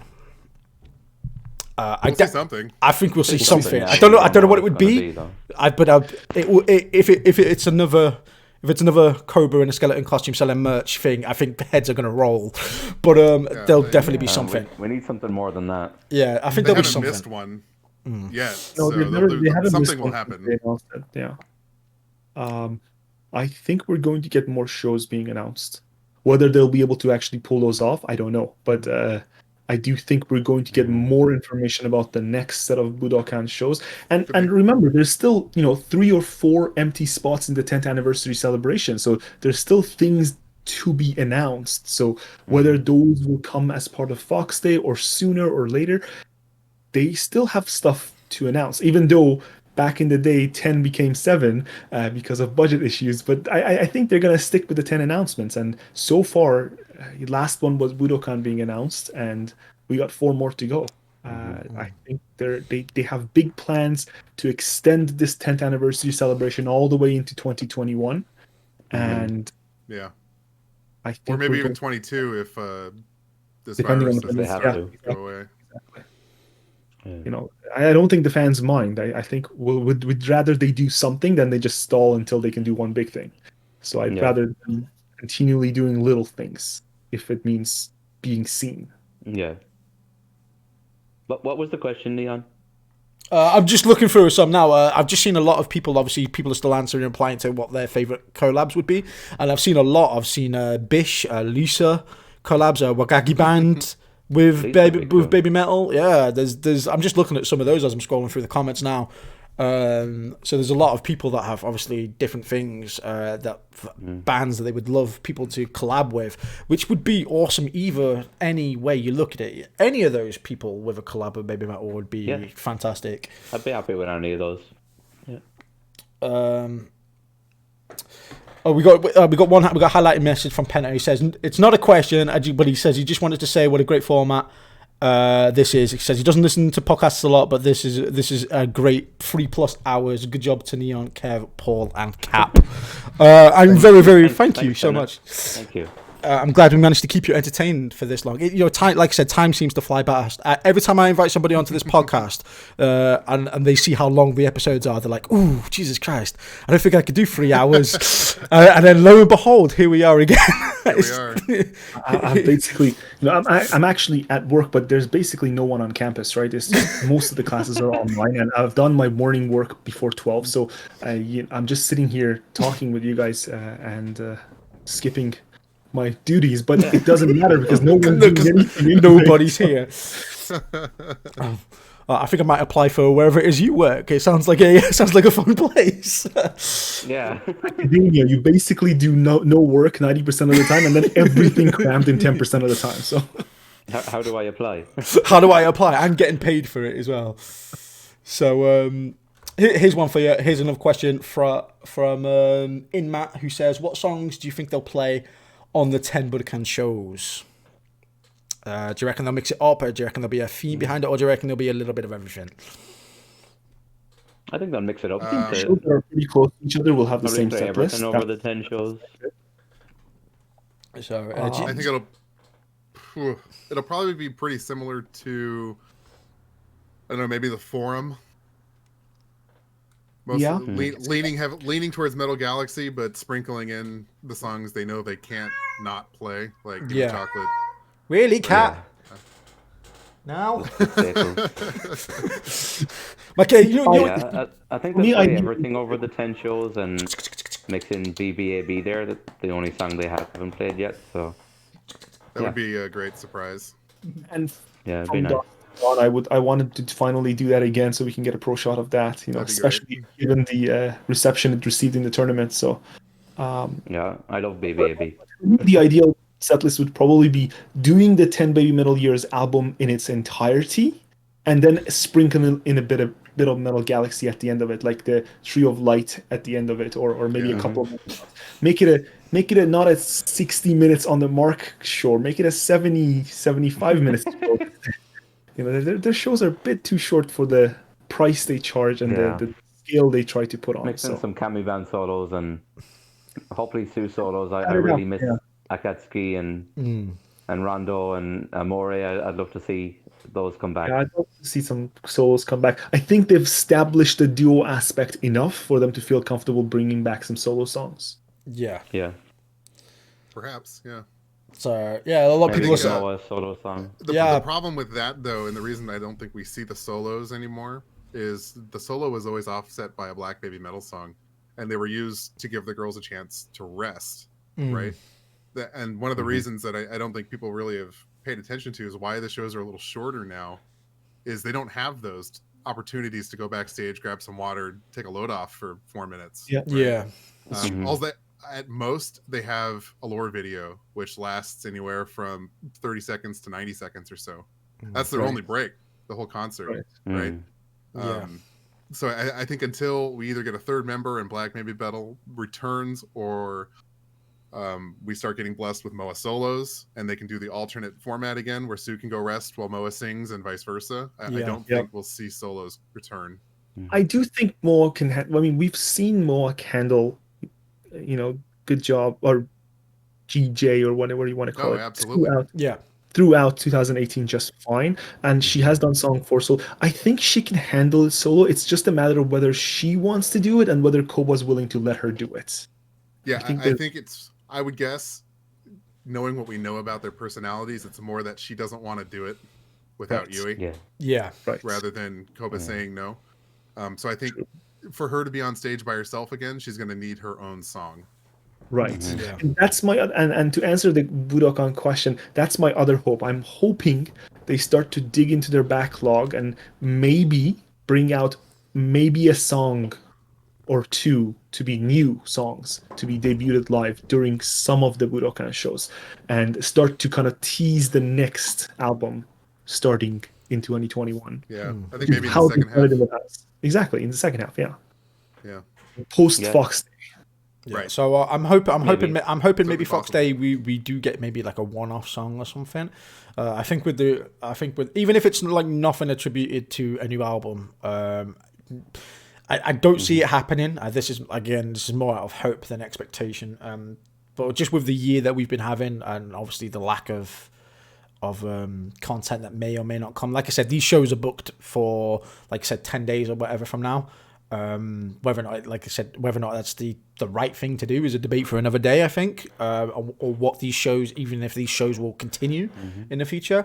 So I would love just a one-off song, even if they just come out and just said, look, here's just the one song, it's not attached to anything, just drop it on Fox Day, and then just have the fandom, give the fandom something. I feel like is the Olympics is coming, right? And generally, when a country's Olympics is approaching, a lot of the musicians that are prominent in that country tend to release one or sometimes two songs with relation to that Olympics. And perhaps with relation to the condition of the earth that we've had for the past year and the year that to come. So when Korea had their Olympics, almost every artist in the country released a specific Olympic song, right? So we had Ant and Deck. I wish I could take that brought back. to you by K-pop. That's right, exactly. every K-pop group had some songs. And that's what I want to see. I want to see at least one Baby Metal song with an eye to the Olympics, with an eye to the way the Earth has been and is going to be in the next little while, and the fact that their country is going to have an Olympics. Do something fun for that. Do like a power metal, prog metal, something fun.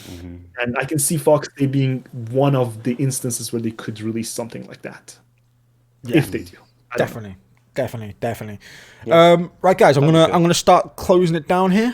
as well. Otherwise, we'll be talking for it won't stop. Every time I'm like, okay, I'm just going to wind this down. We're like, nope, we're going back up again. And we will be here for another 2, 3, 4 hours, which is massive. I want to say a big thank you to everybody that's joined me today. Thank you, Kap, from joining from work. I wish I got paid for doing my own podcast, so congratulations for pulling that off. But I want to say a big thank you as well for Paul, always a massively brilliant guest. Always dead reliable. I love hearing your opinions, man. But obviously I want to say the biggest congratulations and for saying yes more than anything else, because I was most nervous asking Kev to join us on. But thank you for thank you, man, for taking the time out of your busy schedule with your other podcast and all that as well, man, to come onto mine. I really, really do appreciate it, and it means a hell of a lot. And I can't wait to hear when you guys are next live and listening to do you guys doing what you do best. So thank you for that, man. Thank you. Yeah, thanks so much for having me. It's been great. We're live on Sunday the 10th here, just in a couple of days. And our next episode releases on YouTube and our podcast feeds worldwide Saturday morning. Yeah, so like I said, if you're watching this on YouTube, I will leave a link in the description to the Babymetal podcast YouTube down in the description below. So if you're interested, go and check them out. Go and click the link. Go and give them some subscribe. I really appreciate the stuff that they do. Their podcast is a massive influence on this one, although mine is, like I said, definitely not as informal as those guys are.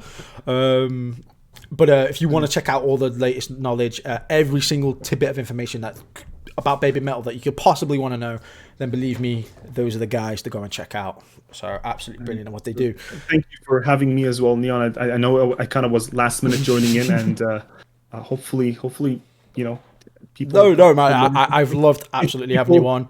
And and if anyone ever has something rare they're looking for, they know who to DM and who to ask, and you can also join Moaccord and try to ask there. There's plenty of us archivers there that are trying to keep as many of this content alive as possible. So thank you for having me, and it was fun. Thank you, Paul and Kev, as well. So thanks. Yeah, so thank you everybody. I want to say a big thank you to the chat as well. The fact that the chat has stuck with us for what was it, 3 hours, 4 hours? How long have we been doing this? I've lost all consciousness. Like, time has just gone like you wouldn't believe.